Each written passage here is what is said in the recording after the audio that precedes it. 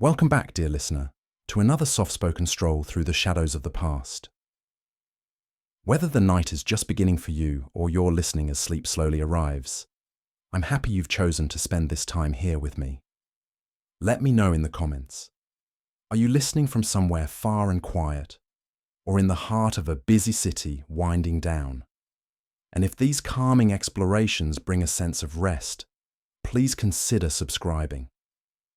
There are countless more voices from the past still waiting to be heard. But here's what most people don't understand about the Gilded Age. While millionaires like Andrew Carnegie and John D.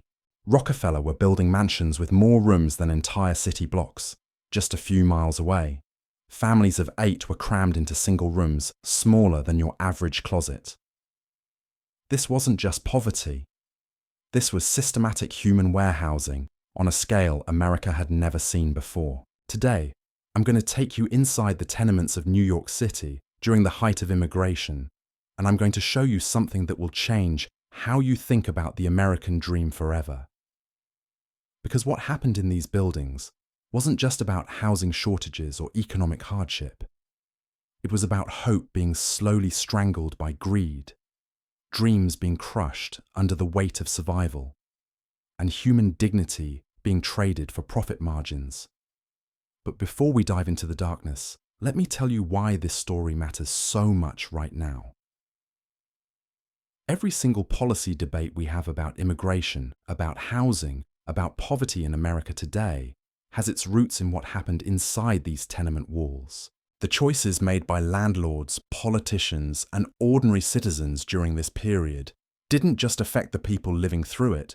They created the blueprint for urban inequality that we're still dealing with today. And I'm not just going to give you statistics and dates.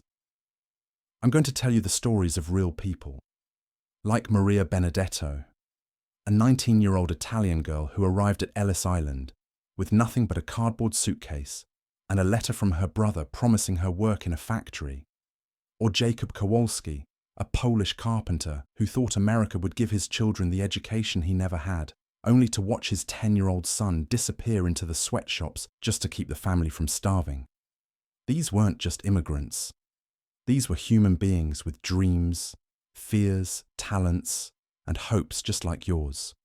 And what happened to them in those overcrowded, disease-infested buildings reveals something profound about what America was becoming during its greatest economic boom. So let's start with Maria, because her story begins exactly where millions of others did. Standing on the deck of a steamship, staring at the Statue of Liberty, and believing with every fibre of her being that she was about to start the greatest chapter of her life.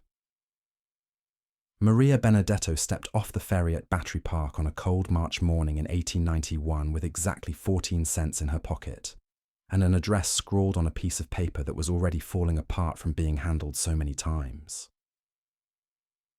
The address led her to a 5-story brick building on Mulberry Street that looked like it might collapse if someone sneezed too hard. The windows were grimy, the fire escapes were rusted, and the front stoop was covered with children who should have been in school, but were instead hawking newspapers and shining shoes. This was 97 Mulberry Street, and it was going to be Maria's home for the next 3 years. Not just her building, mind you. Her actual home was going to be the back corner of a room on the 4th floor that she would share with her brother Antonio, his wife Rosa, their 2 children, and another Italian family she'd never met before in her life. When Maria climbed those stairs for the first time, the stench was overwhelming. The building had exactly 2 bathrooms for all 5 floors, and they were located in the basement. Most residents used chamber pots that they emptied out the windows into the narrow air shaft that separated their building from the identical tenement next door. The air shaft was so narrow that if you stretched your arms out, you could touch both buildings at the same time. It was supposed to provide light and ventilation. Instead, it became a vertical cesspool that trapped disease and despair. Maria's corner of the room was separated from the rest by a thin blanket hung on a rope. It measured exactly 6 feet by 4 feet.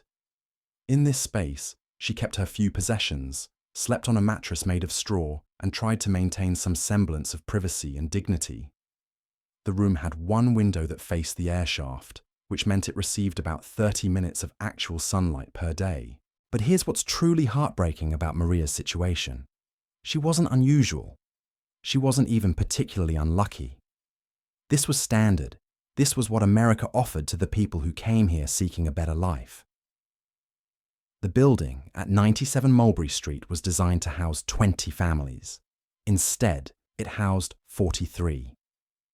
Every room had been subdivided, every closet had been turned into a bedroom, and every inch of space had been monetized. The landlord, a man named Thomas Burns, who lived in a mansion on Fifth Avenue, collected rent from each family every week. He never visited the building. He never saw the conditions.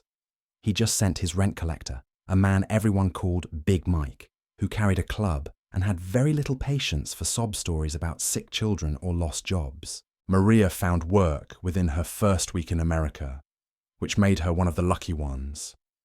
She got a job at a garment factory on the Lower East Side, working 14 hours a day, sewing buttons onto coats for 50 cents a day.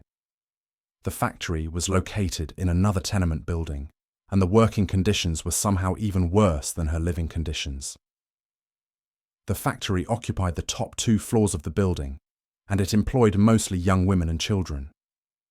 The machines were powered by a steam engine in the basement, and the leather belts that transferred power throughout the building created a constant, deafening noise. The air was thick with fabric dust and lint, and the windows were kept closed to prevent drafts from affecting the delicate work. Maria worked alongside girls as young as 12 and women as old as 60, all hunched over sewing machines for hours on end.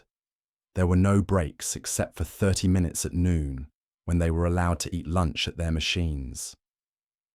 The bathroom was in the basement, and workers were discouraged from using it more than twice per day. But Maria was grateful for the work. She was grateful to be in America. She wrote letters to her parents back in Naples telling them about the opportunities, about the money she was saving, about the plans she was making. She didn't tell them about the rats in her room, or the way her hands cramped so badly at night that she couldn't hold a fork, or the fact that 3 people in her building had died of tuberculosis in the past month. This is where Maria's story intersects with Jacob Kowalski's story, because the American dream was being sold to millions of people at exactly the same time, and the infrastructure to support that dream simply didn't exist. Jacob arrived from Krakow 6 months after Maria, but his expectations were completely different. Jacob was a skilled carpenter who had heard that America was desperate for skilled tradesmen, that a man with his talents could earn enough money in 5 years to buy land and start his own business. He brought his wife Anna and their 3 children, and they had saved enough money for their own apartment. What Jacob discovered was that New York City in 1891 was experiencing the greatest construction boom in its history, but it wasn't being built by skilled craftsmen earning decent wages. It was being built by whoever would work for the lowest pay under the most dangerous conditions. The construction companies had figured out that they could hire recent immigrants at a fraction of the cost of established workers, and if someone got hurt or died on the job, there were 10 more men waiting to take their place. Jacob's first job was helping to build another tenement building, just like the one he was living in. The irony wasn't lost on him. He was literally constructing the very type of overcrowded, unsafe housing that was slowly crushing his family's dreams. The working conditions on construction sites were lethal. There were no safety regulations, no protective equipment, and no compensation for injuries. Workers balanced on narrow beams 5 stories above the street with no safety ropes. They mixed mortar by hand, using lime that burned their skin. They worked in all weather conditions, and if they missed a day due to illness or injury, they were usually replaced permanently. Jacob watched men fall to their deaths. He saw workers lose fingers to machinery, develop lung diseases from breathing construction dust, and suffer permanent injuries from accidents that could have been prevented with basic safety measures. But he also saw something else. He saw that the men who complained, who tried to organize for better conditions, who spoke up about unsafe practices were quickly blacklisted from job sites throughout the city. So Jacob kept quiet and kept working, even as his own health began to deteriorate. The physical demands of construction work, combined with the poor nutrition and unsanitary living conditions in his tenement, were taking their toll. But it was what happened to his children that broke his spirit completely. Jacob's oldest son, Piotr, was 10 years old and had been attending public school for 6 months. Piotr was bright, eager to learn English, and excited about the possibilities that education might bring. But as winter approached and work became scarce, Jacob was forced to make a decision that haunts millions of immigrant families. He had to choose between keeping his son in school or sending him to work in a factory to help keep the family from starving. The choice wasn't really a choice at all. Piotr went to work at a textile mill in Brooklyn, standing on a wooden box for 12 hours a day so he could reach the machinery he was operating. His job was to crawl under the massive looms, to tie broken threads and clear away cotton waste. It was dangerous work for an adult, and it was deadly work for a child. But Piotr's wages, 25 cents a day, meant the difference between the family eating or going hungry. It meant the difference between paying rent or being evicted onto the streets. It meant survival, even as it destroyed any hope Jacob had harbored about his children having better lives than he had. This is the reality that millions of immigrant families faced during the Gilded Age. Every day brought impossible choices between immediate survival and long-term dreams. Every decision was a trade-off between dignity and necessity, and the people profiting from this system, the landlords and factory owners and politicians, were getting richer than anyone in human history had ever been. But here's what makes this story even more tragic. The overcrowding, the disease, the exploitation, the child labor, none of it was necessary. It wasn't an inevitable result of immigration or economic growth.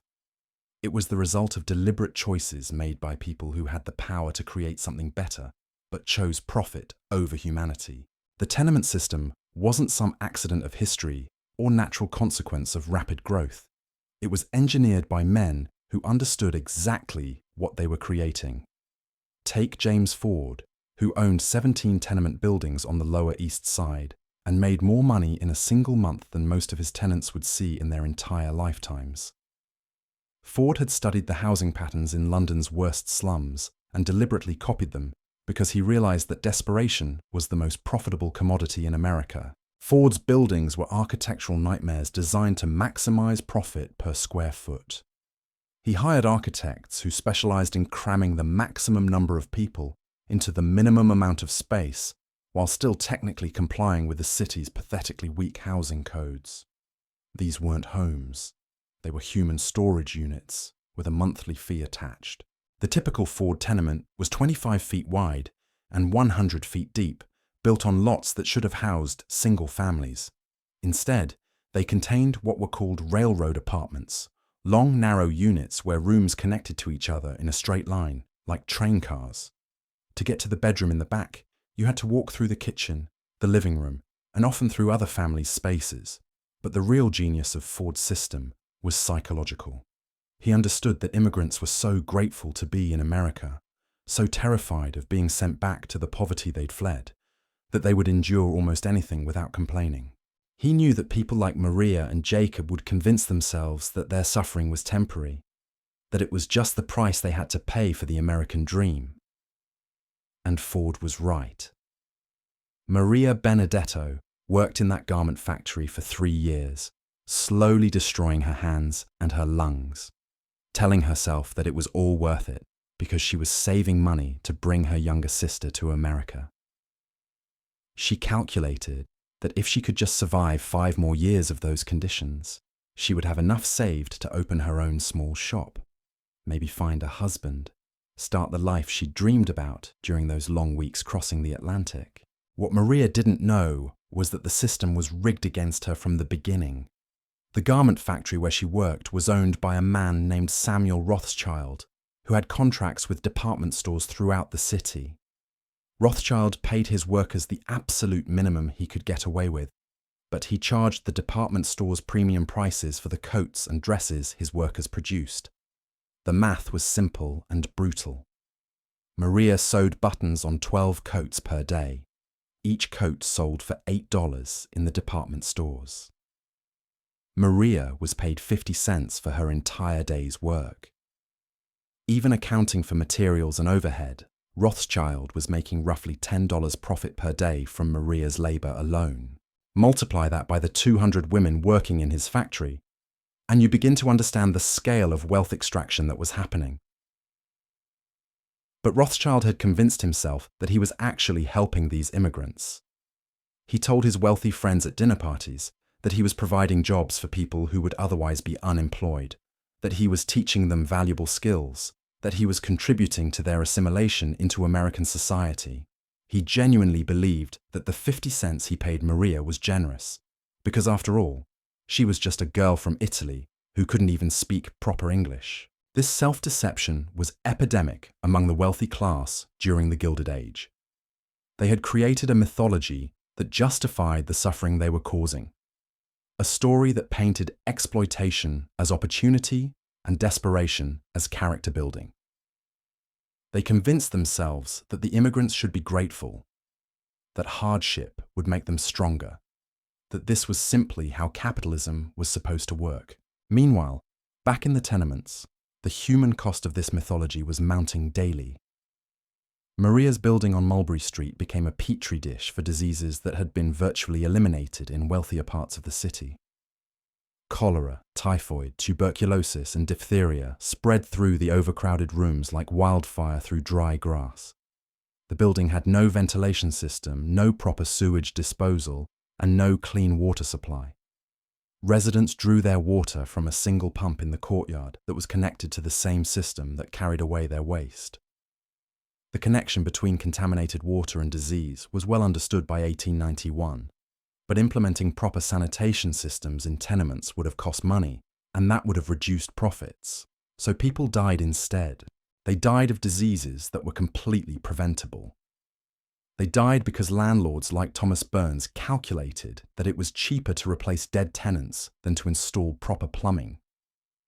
They died because the city officials who were supposed to enforce health codes were being paid to look the other way. Maria watched her roommate's baby die of diarrhea that lasted for 6 days. The baby's name was Giuseppe, and he was 8 months old. His mother, Rosa, had been working at a different garment factory while trying to nurse the baby and care for her 3-year-old daughter. When Giuseppe got sick, Rosa couldn't afford to miss work to care for him, and she couldn't afford to take him to a doctor. So Giuseppe died in that corner of the room where Maria slept, his tiny body racked with dehydration while his mother sewed collars on shirts 12 blocks away. Rosa came home that evening to find her son's body cold and stiff, and the sound she made when she realized what had happened was unlike anything Maria had ever heard. It was the sound of hope dying, of dreams being murdered by a system that treated human life as an acceptable loss in the pursuit of profit. The death certificates from tenement districts during this period tell a story that most history books gloss over. Infant mortality rates in buildings like 97 Mulberry Street were higher than in the worst slums of medieval Europe. Children were dying of malnutrition in the richest city, in the richest country in the world. The life expectancy for tenement dwellers was 23 years shorter than for people living just 20 blocks uptown. But even death was monetized in the tenement system. Undertakers who specialized in serving immigrant communities charged families enormous fees for basic funeral services, knowing that cultural and religious traditions made it impossible for grieving families to simply dispose of bodies without proper ceremonies. Families went into debt to bury their children, adding financial devastation to their grief. Jacob Kowalski experienced this firsthand when his youngest daughter, little Anna, died of scarlet fever at age 4. The undertaker demanded $12 for a funeral, which was more than Jacob earned in 3 weeks of construction work. But Polish tradition demanded that Anna be buried properly, with prayers and ceremony. So Jacob borrowed the money from a loan shark who charged interest rates that would have been illegal if anyone had bothered to enforce the laws. The loan shark was a man named Mickey Torino, who operated out of a saloon on Hester Street and had financial relationships with half the families in the neighborhood. Torino understood that desperate people make poor financial decisions, and he had built his entire business model around exploiting grief, emergency, and hope. When immigrants needed money for medical bills, Torino was there with cash and a contract written in English that most borrowers couldn't read. When families needed money for rent to avoid eviction, Torino provided loans with interest rates of 30% per month. When someone died and families needed money for funerals, Torino positioned himself as a compassionate community leader who was just trying to help his neighbors during their darkest hours.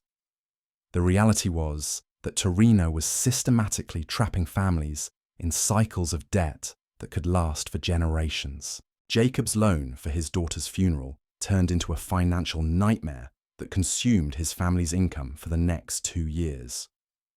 Every month, Jacob paid Torino $3 just in interest, while the principal amount of the loan never seemed to decrease. This debt peonage system was another layer of the exploitation machine that the tenement economy had created. Families who were already spending everything they earned just to survive were forced deeper into poverty by predatory lending practices that were specifically designed to target the most vulnerable people in the city. And the truly diabolical aspect of this system was that it was all perfectly legal. The laws that might have protected immigrant families were either non-existent or unenforced.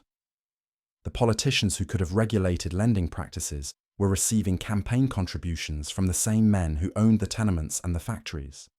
The judges, who might have provided legal remedies, lived in neighborhoods where they never had to witness the suffering their decisions caused. This wasn't just individual greed or personal moral failing. This was systematic, institutional extraction of wealth from the poorest people in society, organized and executed by some of the most powerful men in America. And it was all happening while those same men gave speeches about American values, Christian charity, and the nobility of hard work. The psychological impact of this betrayal was devastating for people like Maria and Jacob, who had risked everything to come to America based on promises of opportunity and fairness. They had believed in the mythology of America as a land where hard work was rewarded, where anyone could improve their circumstances through determination and virtue. Instead, they discovered that America was a place where hard work was exploited, where determination was taken advantage of, and where virtue was seen as weakness by the people with power. The cognitive dissonance of this realization broke many immigrants spiritually, even as the physical conditions of tenement life broke their bodies. Maria began to understand this during her second winter in America, when she watched her brother Antonio slowly give up hope. Antonio had been in New York for 5 years by the time Maria arrived, and he had initially been one of those immigrants who genuinely believed that persistence and effort would eventually pay off. But 5 years of tenement life had worn Antonio down to nothing.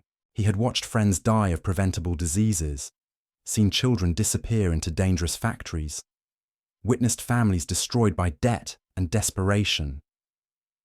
He had worked construction jobs that permanently damaged his back, factory jobs that filled his lungs with toxic dust, and delivery jobs that kept him on the street for 16 hours a day. And for all of that suffering, for all of that sacrifice, Antonio was exactly where he had started 5 years earlier, still living in the same overcrowded room, still unable to afford decent food or medical care, still sending every spare penny to relatives back in Italy, while his own family slowly starved in America. The promise of upward mobility, of gradual improvement, of eventual success, had revealed itself to be a cruel fiction designed to keep people working under conditions that no human being should have to endure. Antonio had kept believing in that promise long past the point when all evidence suggested it was a lie, because the alternative, accepting that he had traded everything for nothing, was too painful to contemplate. But by Maria's second winter, Antonio had stopped talking about the future. He had stopped making plans, stopped dreaming, stopped believing that tomorrow might be better than today. He went to work, came home, ate whatever meager food they could afford, and stared at the wall until it was time to sleep. The light had gone out of his eyes, and Maria could see that her strong, optimistic brother was dying inside, even as his body continued to function. This spiritual death was as much a part of the tenement experience as the physical disease and economic exploitation. The system didn't just steal people's money and destroy their health.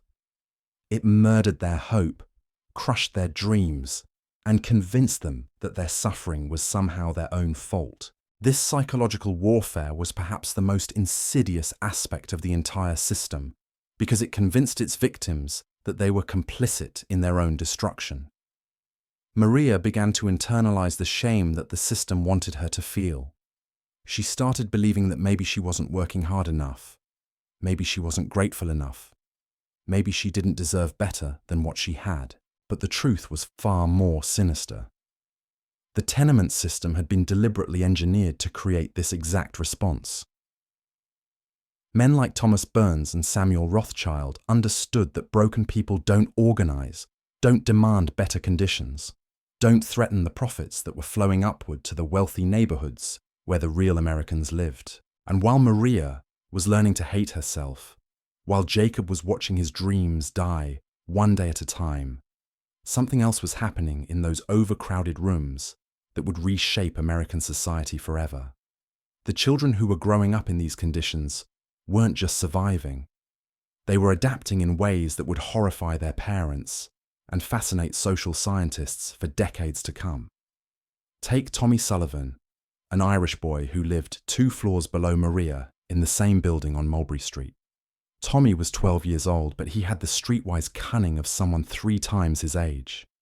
His father had died in a construction accident when Tommy was 8, and his mother worked 16 hours a day in a commercial laundry, coming home with hands so raw from lye soap that she couldn't hold a spoon without wincing. Tommy had been going to school sporadically until he was 10, but the reality of his family's financial situation made education a luxury they couldn't afford. Instead, Tommy became part of New York's vast underground economy of child entrepreneurs, street hustlers, and junior criminals who had learned to extract money from the city in ways that would have been unimaginable to previous generations. Tommy's daily routine started before sunrise. He would leave the tenement and walk to the newspaper distribution center on Park Row, where he would buy 50 copies of the morning paper for 2 cents each.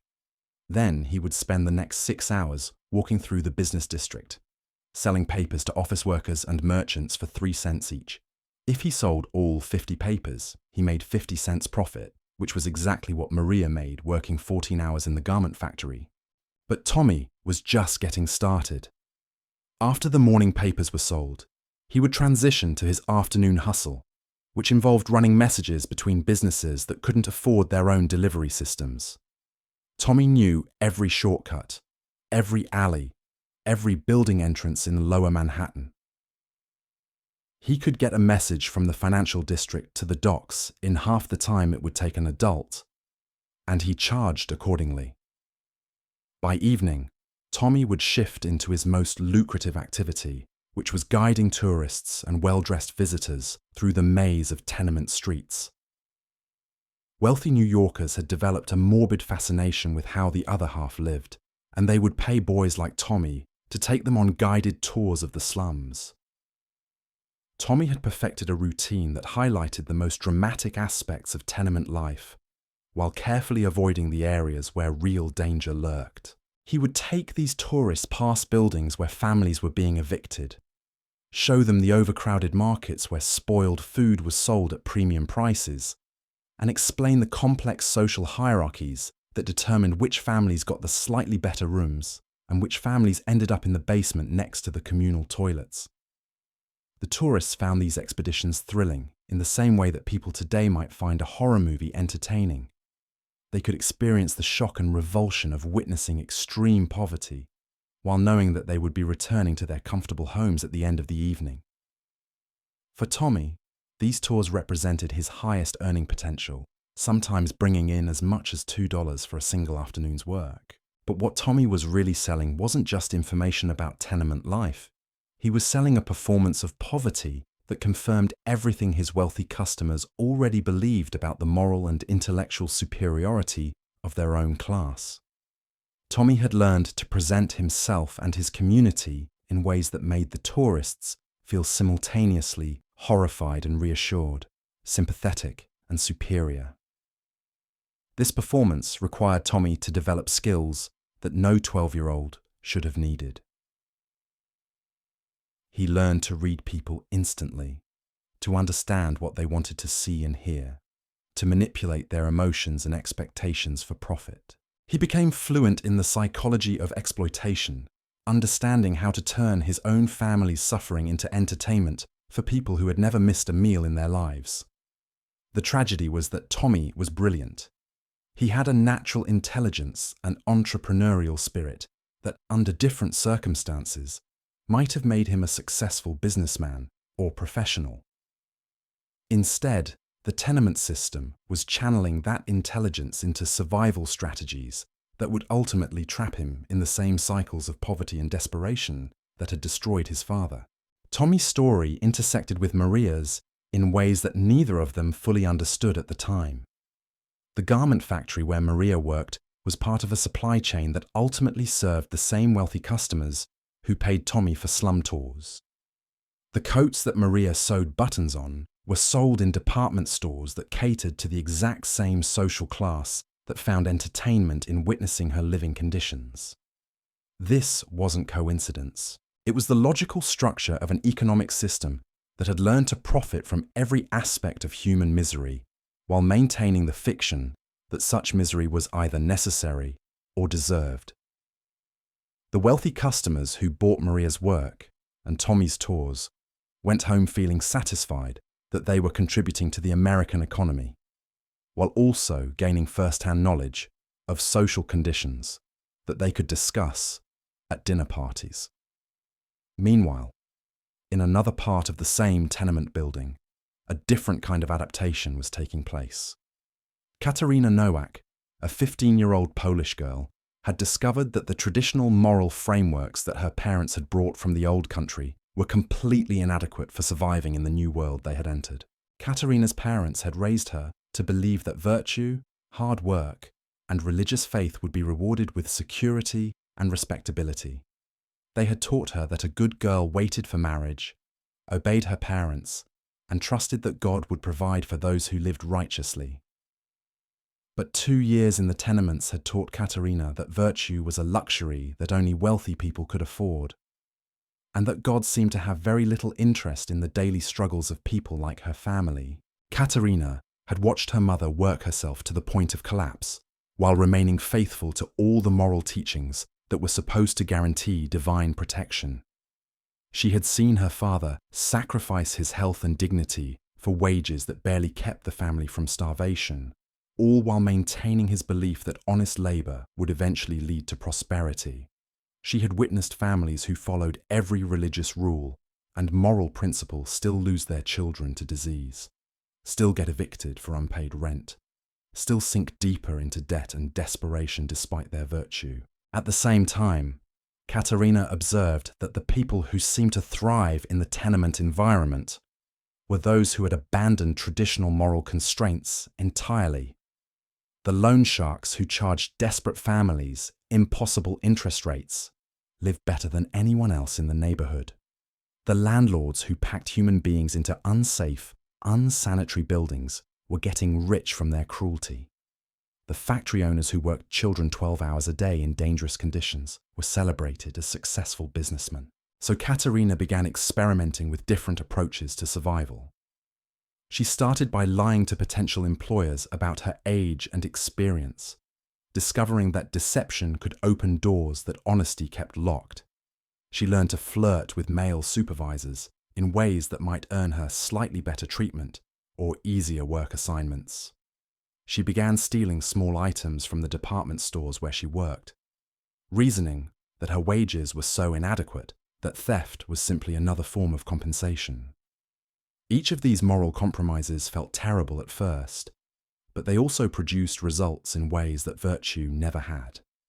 Katerina's lies got her better jobs. Her manipulation of male authority figures protected her from some of the worst abuses that other girls endured. Her theft provided her family with necessities that they couldn't afford on legitimate wages.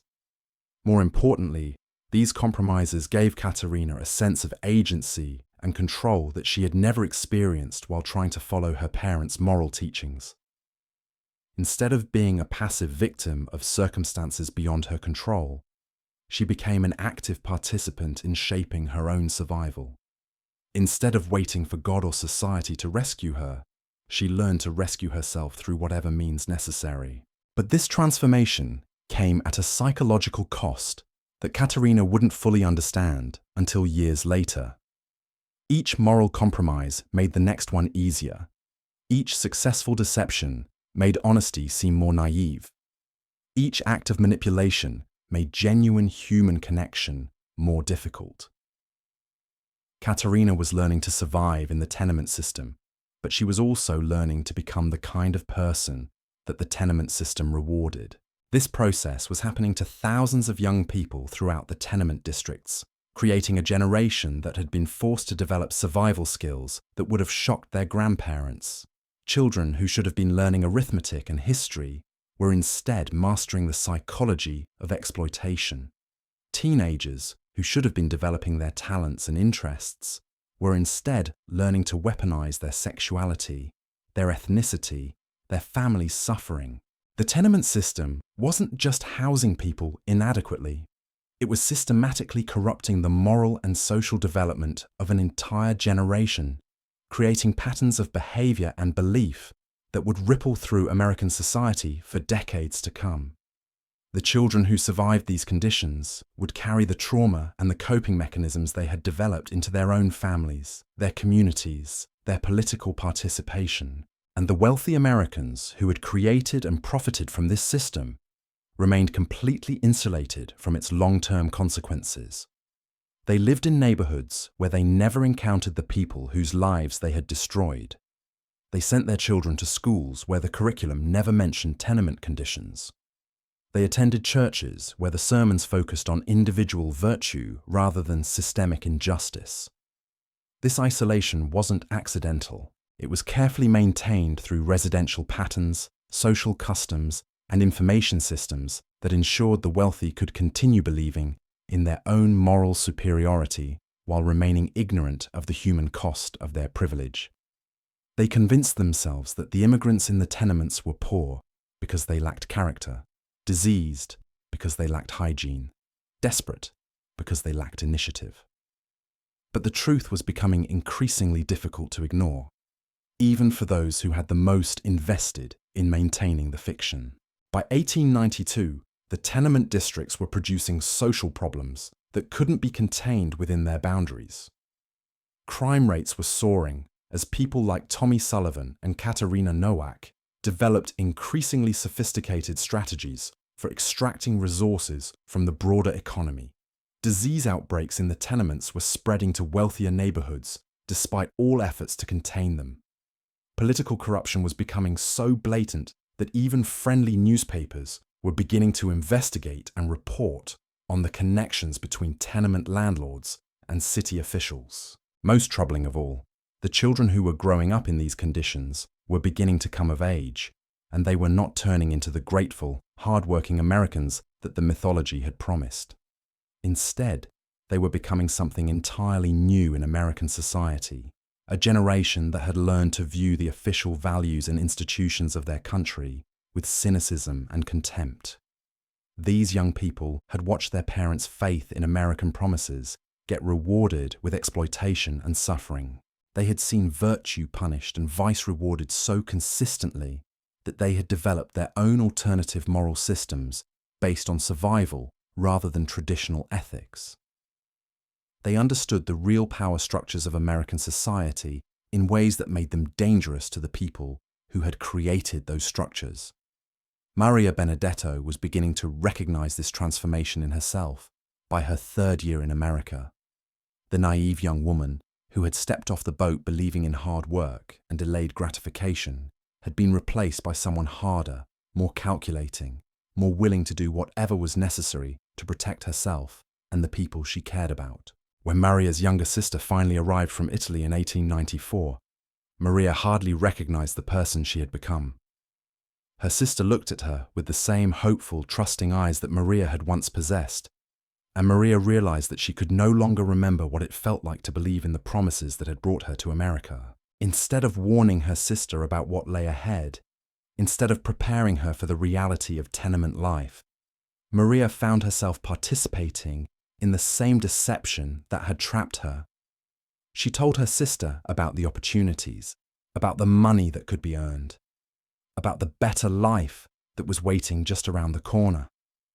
She repeated the same lies that had been told to her, because the alternative, telling the truth, would have destroyed her sister's spirit before she had even begun to fight. This complicity in her own sister's deception marked the final stage of Maria's transformation, from victim to participant in the system that had nearly destroyed her. She had learned not just to survive the tenement economy, but to help it reproduce itself by recruiting new victims and maintaining the mythologies that kept people trapped within it. The tenement system had achieved something unprecedented in human history. It had created a form. Victims became willing participants in perpetuating their own op of exploitation so complete, so psychologically devastating, that it's ration. People like Maria and Jacob and Tommy and Katerina weren't just surviving in spite of the system. They were learning to thrive within it by becoming the kinds of people the system required them to become. And all of this was happening while the men who had designed and profited from this system were being celebrated as the greatest success stories in American history, philanthropists and visionaries whose names would be carved into the buildings of universities and hospitals, whose legacies would be remembered as monuments to American achievement and generosity. The disconnect between the mythology and the reality had become so complete that the same society could simultaneously celebrate the Gilded Age as America's greatest economic triumph, while systematically destroying the lives of millions of people whose labor had made that triumph possible. But something else was beginning to happen in those tenement buildings, something that the architects of the system had not anticipated and could not control. The very conditions that were designed to break people's spirits and isolate them from each other were also creating new forms of solidarity, resistance, and collective action that would eventually challenge the entire structure of American capitalism. In the cramped corners and narrow hallways of buildings like 97 Mulberry Street, something unexpected was taking root. While landlords like Thomas Burns counted their profits, and factory owners like Samuel Rothschild calculated their margins, the people they were exploiting were beginning to discover that their individual suffering was part of a much larger pattern. It started with conversations.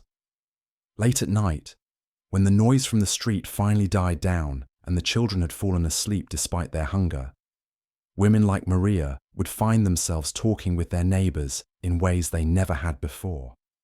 The thin walls that separated their rooms meant that privacy was impossible, but it also meant that secrets were impossible. Rosa Benedetto, who had lost her baby Giuseppe to preventable disease, began talking with Katerina Nowak about the conditions in their respective workplaces. What they discovered was that the same patterns of exploitation were being repeated across every industry, every neighborhood, every ethnic community. The garment factories, the construction sites, the commercial laundries, the street vendor operations, they all operated according to the same basic principle: extract maximum value from human labor while providing minimum compensation and protection. These conversations were dangerous because they threatened the isolation that kept the system functioning. As long as each family believed their suffering was unique, as long as each worker thought their exploitation was personal, the system could continue operating without organized resistance. But when people began comparing their experiences, when they started recognizing the systematic nature of their oppression, they also began imagining collective responses. The first organized action in Maria's building was almost accidental. A new family, the Kowalskis, had moved into the basement room next to the communal toilets. The landlord, Thomas Burns, had raised their rent by 50% after their first month, claiming that improvements had been made to the building. The improvements consisted of a single coat of paint in the hallway and a new lock on the front door. Jacob Kowalski couldn't afford the rent increase, but he also couldn't afford to move his family again. Moving meant losing deposits, paying new fees, and risking homelessness while searching for alternative housing that might not exist. So Jacob came to his neighbours with a simple proposition. What if they all refused to pay the rent increase together?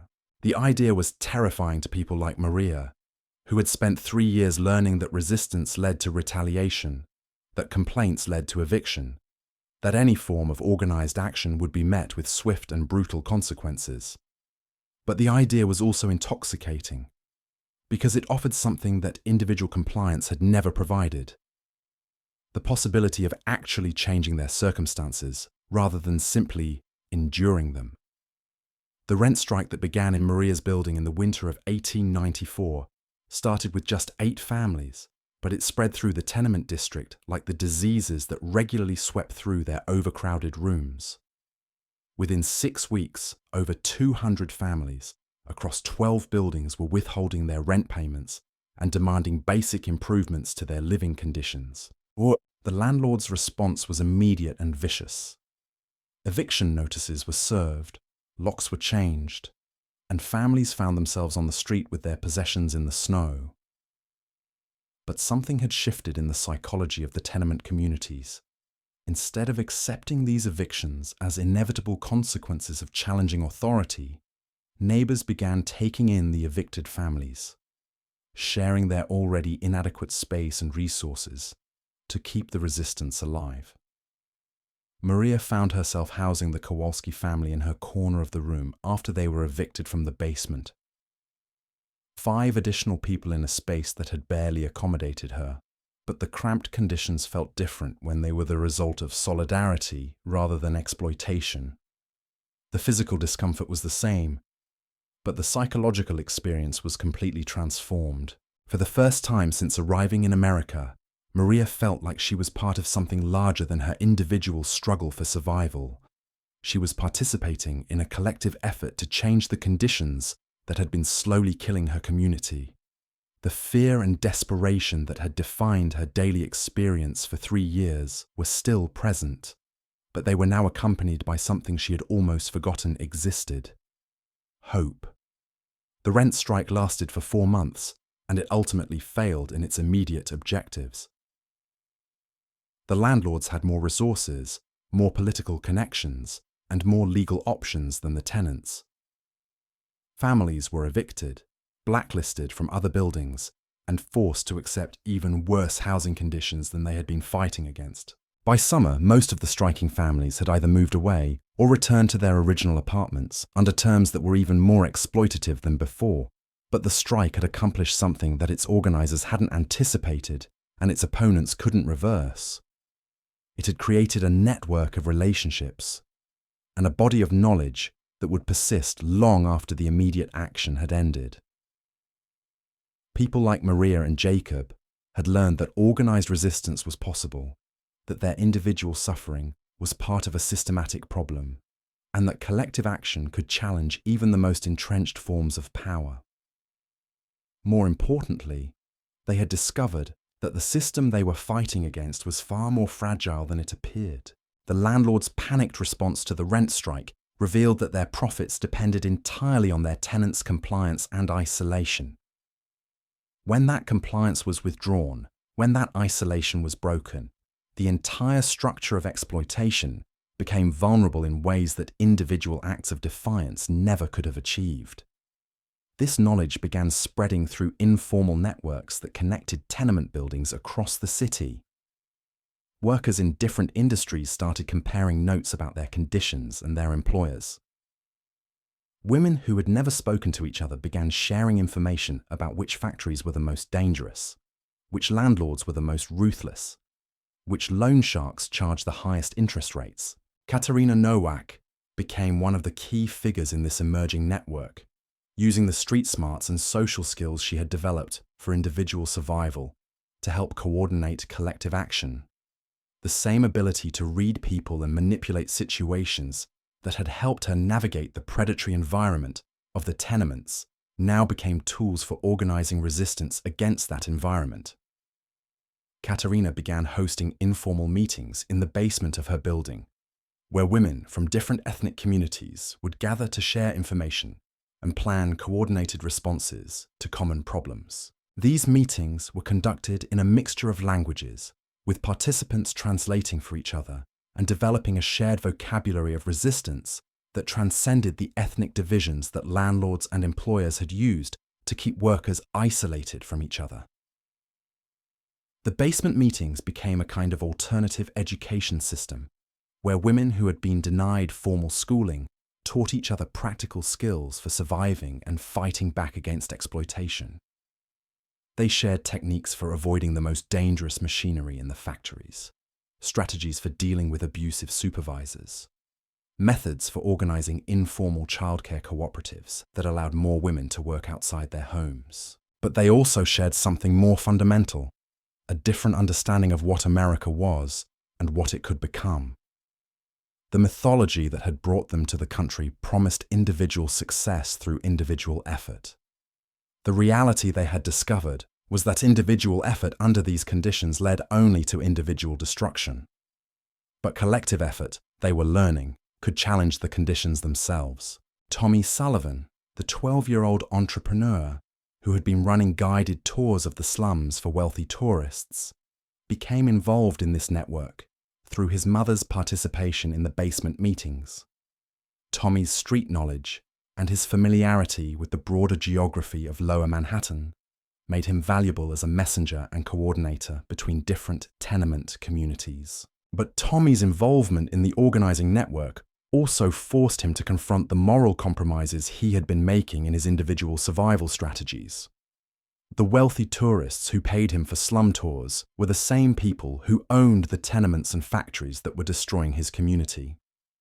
His entertainment performances were helping to justify and normalize the very conditions that the organizing network was trying to change. This recognition created an internal crisis for Tommy that reflected a broader tension within the tenement communities. The survival strategies that individuals had developed to navigate the system often conflicted with the collective strategies that were needed to change the system. People who had learned to profit from their own oppression had to decide whether they were willing to sacrifice those profits for the possibility of ending the oppression entirely. Tommy's decision came during a particularly elaborate slum tour he was conducting for a group of wealthy women who were visiting from Boston. The tour included stops at several tenement buildings, a garment factory, and a commercial laundry where the tourists could observe the working conditions while maintaining a safe distance from any actual danger or discomfort.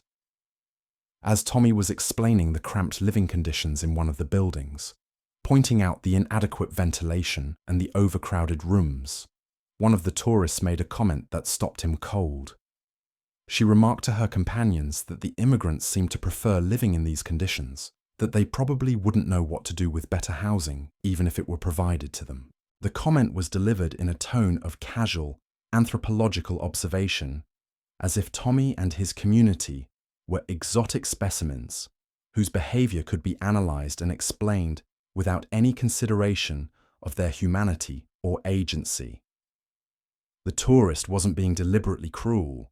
She was simply expressing the worldview that justified her comfortable lifestyle and her community's indifference to tenement conditions.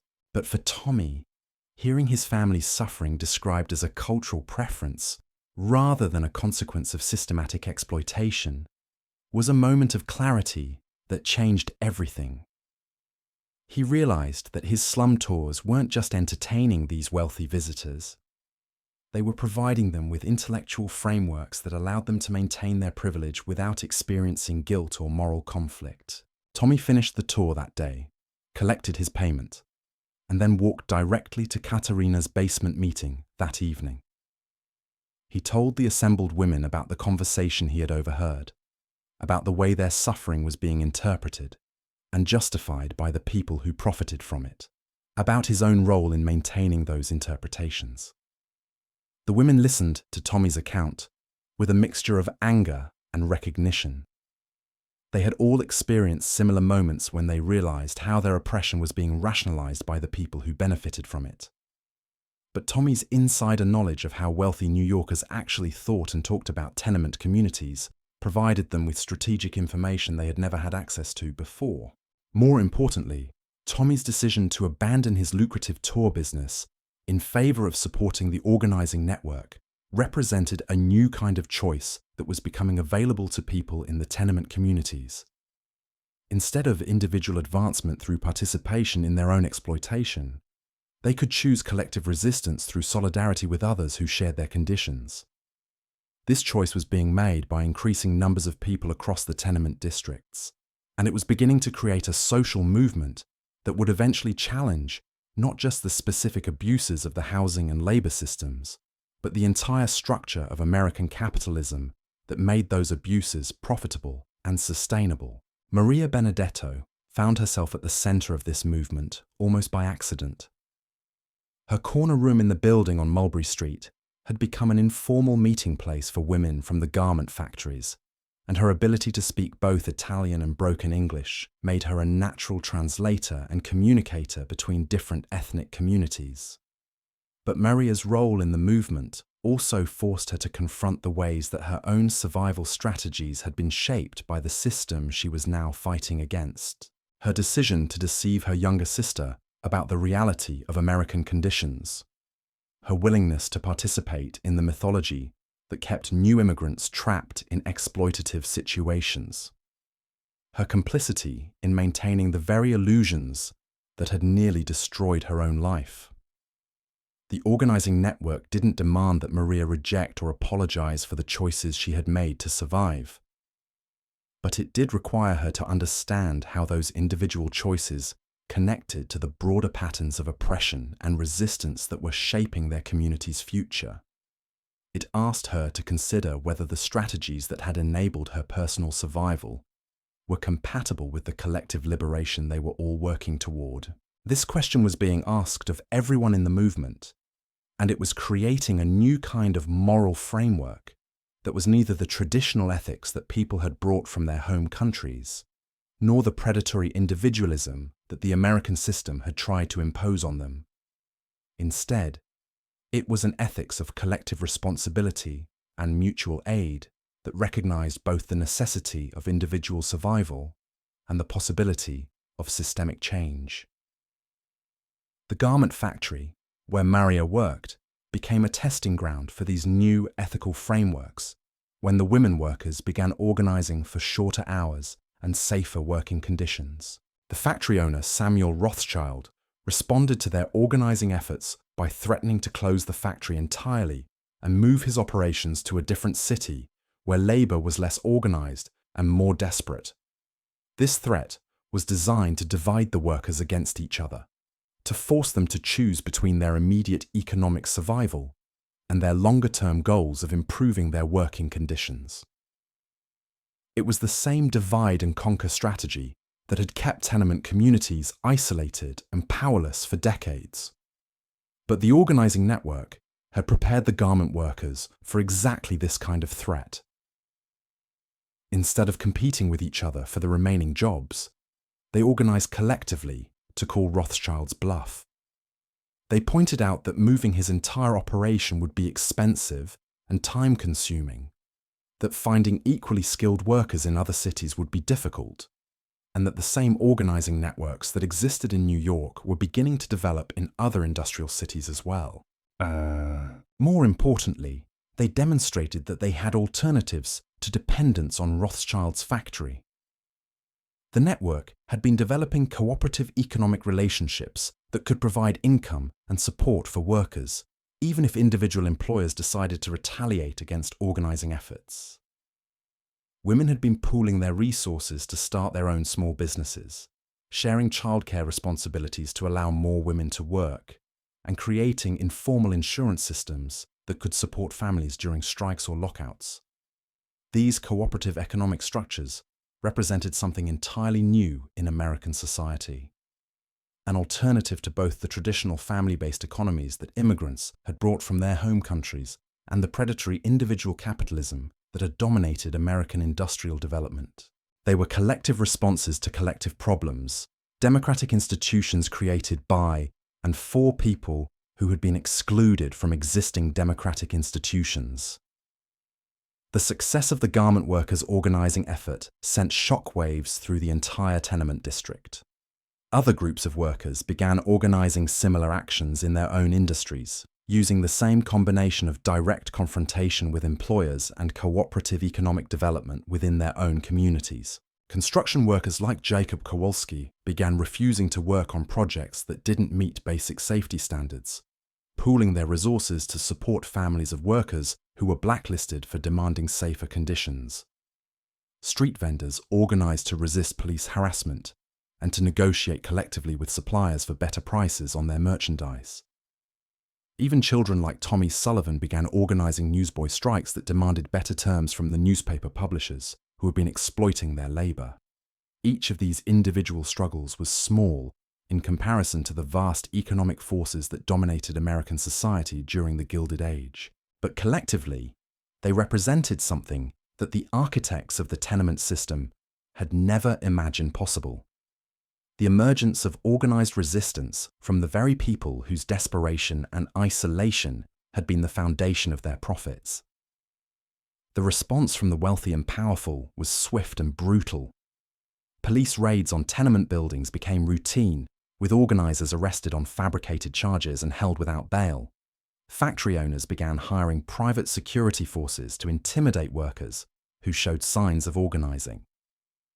Landlords started evicting entire families if any member was suspected of participating in resistance activities. But the movement had grown beyond the point where individual acts of repression could stop it. Every arrest created new organizers. Every eviction created new solidarity. Every act of violence by authorities created new awareness of the systematic nature of the oppression they were fighting against. Maria Benedetto was arrested during a raid on her building in the spring of 1896, charged with conspiracy to incite riot, and held in the city jail for 3 weeks without trial. The conditions in the jail were somehow even worse than the conditions in the tenements, with dozens of women packed into cells designed for a few, no sanitation facilities, and food that was inedible even by tenement standards. But the jail also became an organizing space where women from different communities and different struggles were brought together under the same roof for the first time. Maria found herself in conversations with Irish laundry workers, German brewery employees, Jewish seamstresses, and Italian street vendors, all of whom had been arrested for various forms of resistance to their working and living conditions. These conversations revealed that the organizing networks that had been developing in different ethnic communities were part of a much larger movement that was challenging the entire structure of American industrial capitalism. The problems they were fighting weren't specific to particular industries or particular immigrant groups. They were consequences of an economic system that treated human beings as disposable resources to be consumed in the pursuit of profit. When Maria was finally released from jail, she returned to a tenement district that had been transformed by 3 weeks of organizing in response to the mass arrests. The basement meetings that had started in individual buildings had evolved into neighborhood assemblies that brought together hundreds of people to coordinate resistance activities and mutual aid efforts. The garment factory where Maria had worked for 4 years had been shut down by a strike that began the day after her arrest and had spread to include workers from 6 other factories in the same neighborhood. The strike wasn't just about wages and working conditions. It was about the right of workers to organize without facing arrest and imprisonment. More importantly, the strike was being supported by the same cooperative economic networks that had been developing for months. Striking workers were receiving food and financial support from street vendors, construction workers, and domestic workers who understood that an injury to one was an injury to all. This solidarity across different industries and different ethnic communities represented something unprecedented in American labor history. Previous strikes and organizing efforts had typically been limited to individual workplaces or individual ethnic communities, making them vulnerable to the divide and conquer strategies that employers had perfected over decades of labor conflict. But the tenement organizing networks had created a different model of resistance, one that recognized the interconnected nature of all the different forms of exploitation that working people faced. Housing conditions, working conditions, lending practices, police harassment, political exclusion, they were all aspects of the same system, and they all had to be challenged together. The strike that began in Maria's factory ultimately lasted for 8 months and spread to include over 10,000 workers across Lower Manhattan. It became known as the Great Tenement Strike of 1896, and it marked the beginning of a new phase in American labor organizing that would eventually lead to fundamental changes in the relationship between workers and employers. But the strike also revealed the limits of what organized resistance could accomplish within the existing political and economic system. Despite their numbers, despite their solidarity, despite their willingness to sacrifice everything for the possibility of change, the striking workers were ultimately defeated by the combined power of employers, police, courts, and politicians who were all committed to maintaining the status quo. The factories reopened with new workers brought in from other cities. The tenement buildings were filled with new tenants desperate enough to accept any conditions, and the organizers who had led the resistance were blacklisted from employment throughout the region. Many of them, including Maria and Jacob, were forced to leave New York entirely, carrying their organizing experience and their understanding of systematic oppression to other industrial cities where the same struggles were beginning to develop. But something had changed permanently in the consciousness of working people throughout the country. The Great Tenement Strike had demonstrated that organized resistance was possible, that solidarity across ethnic and industrial lines could be created, and that the system of exploitation that seemed so permanent and inevitable was actually vulnerable to collective action. The children who had grown up during the strike, who had watched their parents choose collective resistance over individual survival, would carry these lessons into the 20th century. They would become the leaders of labor unions, socialist parties, and progressive political movements that would eventually force American capitalism to accommodate at least some of the demands that had been raised in the tenement districts of the 1890s. Tommy Sullivan, who had abandoned his slum tour business to support the organizing network, eventually became a labor organizer who spent his career building connections between different immigrant communities and different industries. His understanding of how wealthy Americans thought about working people, gained through his years of conducting tours for them, made him particularly effective at developing strategies that could counter the ideological justifications for exploitation. Katerina Nowak used her organizing experience in the tenement districts to become one of the first women labor organizers in the garment industry, traveling throughout the Northeast to help workers in different cities learn from the successes and failures of the New York organizing efforts. Her ability to build trust across ethnic and linguistic barriers, developed through years of basement meetings, became a model for inclusive organizing that challenged the exclusionary practices of many existing labor unions. Even Maria's sister, who had arrived in America just as the organizing networks were reaching their peak, was shaped by a completely different understanding of what was possible in America than Maria had possessed when she first arrived. Instead of accepting exploitation as the price of opportunity, Maria's sister understood from the beginning that resistance and solidarity were not just possible, but necessary for survival. The tenement system that had been designed to break people's spirits and isolate them from each other had ultimately created the conditions for forms of collective action that challenged the entire structure of American capitalism. The very people who had been written off as disposable resources had demonstrated that they possessed forms of knowledge, creativity, and moral courage that the wealthy and powerful could never understand or control. But the victory was incomplete, and the costs were enormous. Thousands of people had sacrificed their health, their families, their individual prospects for advancement, and in many cases their lives, for organizing efforts that achieved only partial and temporary improvements in their conditions. The system adapted to their resistance, finding new ways to extract profit from human suffering and new methods for preventing organized challenges to its authority. The children and grandchildren of the tenement organizers would face different but related forms of systematic oppression throughout the 20th century. They would fight new battles against housing discrimination, workplace exploitation, political exclusion, and economic inequality, using lessons learned in the overcrowded rooms and narrow hallways of buildings like 97 Mulberry Street. And in the 21st century, as new waves of immigrants arrive in America, seeking the same dreams that brought Maria Benedetto to New York in 1891, they encounter many of the same structural barriers and systematic forms of exploitation that defined the tenement experience. The specific conditions have changed, but the basic logic of the system remains the same. Extract maximum value from human labor and human desperation, while maintaining the mythology that such extraction represents opportunity rather than oppression. The lessons of the tenement organizing networks remain relevant because the problems they were fighting against remain unresolved.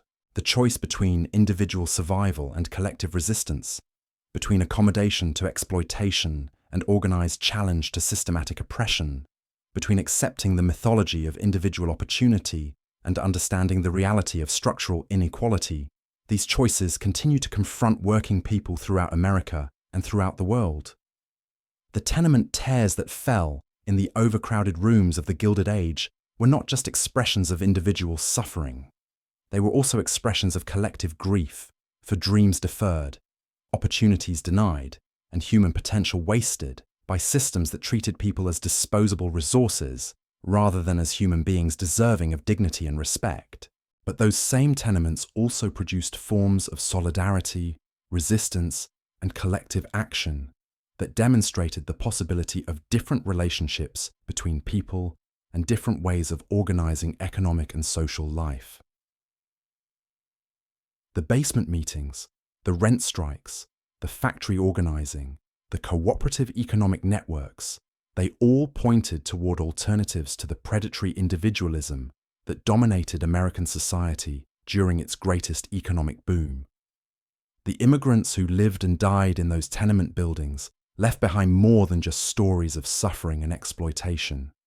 They left behind examples of courage, solidarity, and collective action that continue to inspire people who are fighting similar battles against similar systems of oppression. Their tears were not shed in vain if we learn from their struggles and continue their work of building a society based on human dignity rather than human exploitation. The gilded surface of America's greatest economic triumph was built on foundations of systematic cruelty that destroyed millions of lives in the pursuit of unprecedented wealth for a small number of people. But underneath that surface, in the overcrowded rooms and narrow hallways of the tenement buildings, people were creating something different. Communities of mutual aid, networks of resistance, and visions of what America could become if it lived up to its own stated values. Those visions remain unrealized, but they remain possible. The choice between individual advancement through participation in oppressive systems and collective liberation through organized resistance is still available to us. The question is whether we have the courage and the solidarity to make the same choice that people like Maria Benedetto, Jacob Kowalski, Tommy Sullivan, and Katerina Nowak made in those desperate years of the 1890s. Their tears were not the end of the story. They were the beginning of a struggle that continues today, in different forms, but with the same fundamental stakes.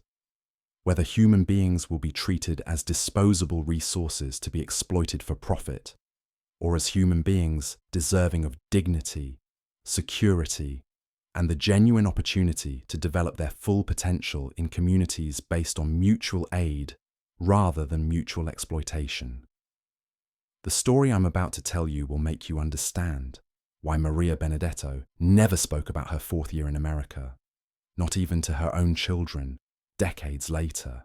Because 1897 brought something to the tenement districts that was worse than disease, worse than starvation, worse even than the systematic exploitation that had already claimed so many lives. It brought the complete collapse of the mythology that had kept people like Maria clinging to hope. The economic panic that swept through the country that year wasn't just another downturn in the business cycle. It was the moment when the industrial machine that had been consuming human lives for profit finally began consuming itself. Factories closed overnight, construction projects were abandoned mid-build, and the entire network of exploitation that had sustained the tenement economy simply vanished, leaving hundreds of thousands of people with nothing but the survival skills they had learned in those overcrowded rooms. But here's what makes this story different from every other account of economic hardship you've ever heard. The people who suffered the most during the Panic of 1897 weren't passive victims waiting for rescue from above. They were seasoned organizers, hardened survivors, and experienced fighters who had spent years learning how to challenge the very system that was now collapsing around them. Maria Benedetto was no longer the naive 19-year-old who had stepped off the boat believing in American promises.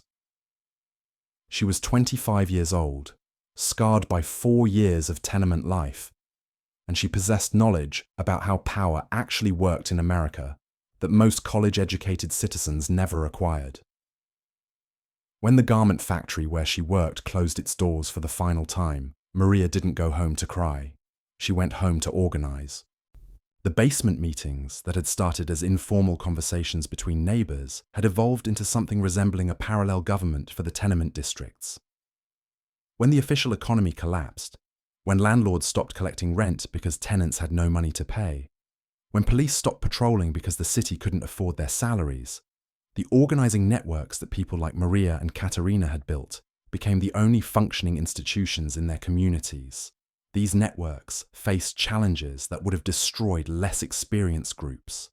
How do you feed 10,000 people when there are no jobs and no money?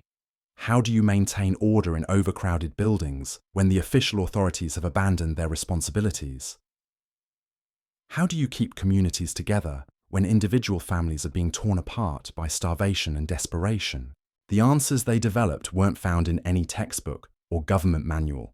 They were improvised solutions based on years of collective struggle and mutual aid.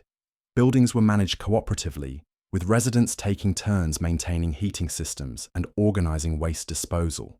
Food was distributed according to need, rather than ability to pay, with families contributing whatever they could to common kitchens that served entire blocks. Most remarkably, the networks established their own systems of justice and conflict resolution that were more effective than the courts that had routinely ignored tenement problems.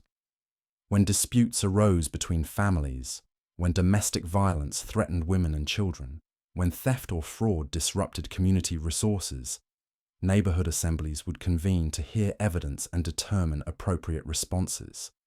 These assemblies operated on principles that were radically different from the legal system that served wealthy New Yorkers. Instead of punishment and retribution, they focused on restitution and rehabilitation. Instead of excluding people from the community, they looked for ways to address the underlying conditions that led to harmful behavior. Tommy Sullivan, now 17 years old and hardened by 6 years of street survival, became one of the key organizers of these alternative justice systems. His understanding of criminal behavior, gained through his own participation in the underground economy, made him effective at distinguishing between people who were acting out of desperation and people who were genuinely predatory. Tommy had watched the tenement districts produce both kinds of people in large numbers, and he understood that the difference wasn't inherent character, but circumstance and choice. People who had been pushed beyond their limits by systematic oppression sometimes made decisions that harmed their neighbors, but that didn't make them irredeemable. People who had learned to profit from others' desperation, on the other hand, represented a genuine threat to community survival. The neighborhood assemblies that Tommy helped organize developed sophisticated methods for making these distinctions and responding appropriately to different kinds of harmful behavior. A mother who stole food to feed her starving children would be connected with community resources and support systems. A loan shark who charged desperate families impossible interest rates would be confronted collectively and forced to change his practices or leave the community entirely. These systems of community justice were imperfect and sometimes made mistakes, but they were responsive to community needs in ways that official legal institutions never had been. More importantly, they were based on the understanding that individual behavior was shaped by social conditions, and that changing those conditions was more effective than punishing people for responding to them. Katerina Nowak, now 21 and one of the most experienced organizers in the district, began developing what she called schools of resistance that taught practical skills for surviving economic collapse while maintaining community solidarity. These schools met in abandoned buildings, closed factories, and tenement basements, using spaces that the official economy had discarded. The curriculum of these schools was unlike anything that existed in official educational institutions. Students learned how to organize cooperative businesses that could provide income without exploiting workers.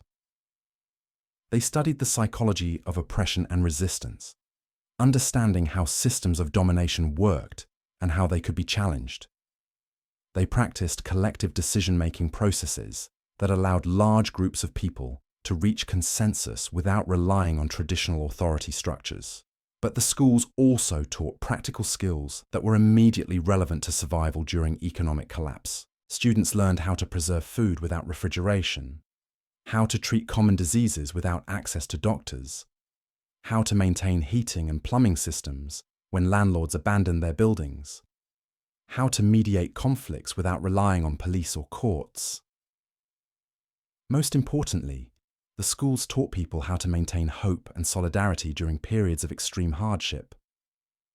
Katerina had observed that economic desperation could either bring communities together or tear them apart, depending on whether people understood their individual suffering as part of a collective struggle or as evidence of personal failure. The schools of resistance were designed to help people understand the systematic nature of their oppression, while also developing practical skills for collective survival. They created environments where people could process their individual trauma, while also contributing to collective healing and resistance. Maria Benedetto began teaching at one of these schools, sharing her knowledge of garment production with women who were trying to establish cooperative sewing operations. But Maria's most valuable contribution wasn't her technical skills. It was her ability to help other women understand how their individual experiences connected to broader patterns of exploitation and resistance. Maria had learned to see her own story not as a series of personal failures and successes, but as one thread in a larger tapestry of systematic oppression and collective struggle. This perspective allowed her to help other women understand that their suffering wasn't evidence of personal inadequacy, but evidence of a system that was designed to extract maximum value from their labor while providing minimum compensation and protection. This shift in understanding was psychologically transformative for women who had spent years blaming themselves for conditions that were entirely beyond their individual control. Instead of competing with each other for scarce resources and opportunities, they began collaborating to create alternatives to the systems that had been exploiting them. The cooperative sewing operation that Maria helped establish became a model for other collective businesses throughout the tenement districts. Instead of working for factory owners who extracted profits from their labor, the women worked for themselves, sharing both the work and the profits according to principles they developed collectively. The cooperative faced enormous challenges that private businesses didn't have to navigate.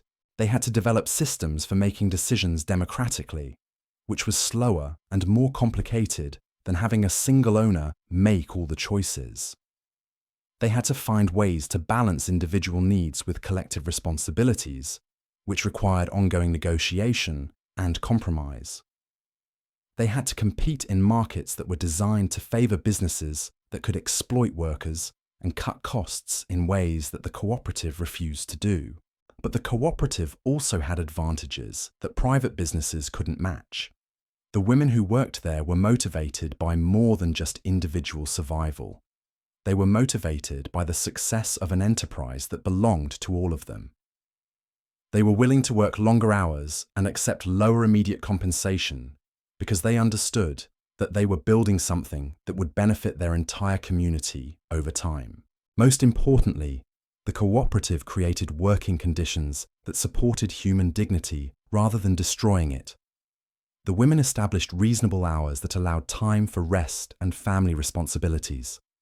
They created safe working environments that prioritized health over speed of production. They developed systems for sharing knowledge and skills so that everyone could learn and advance, rather than being trapped in repetitive, mind-numbing tasks. The success of the cooperative sewing operation inspired similar experiments throughout the tenement districts.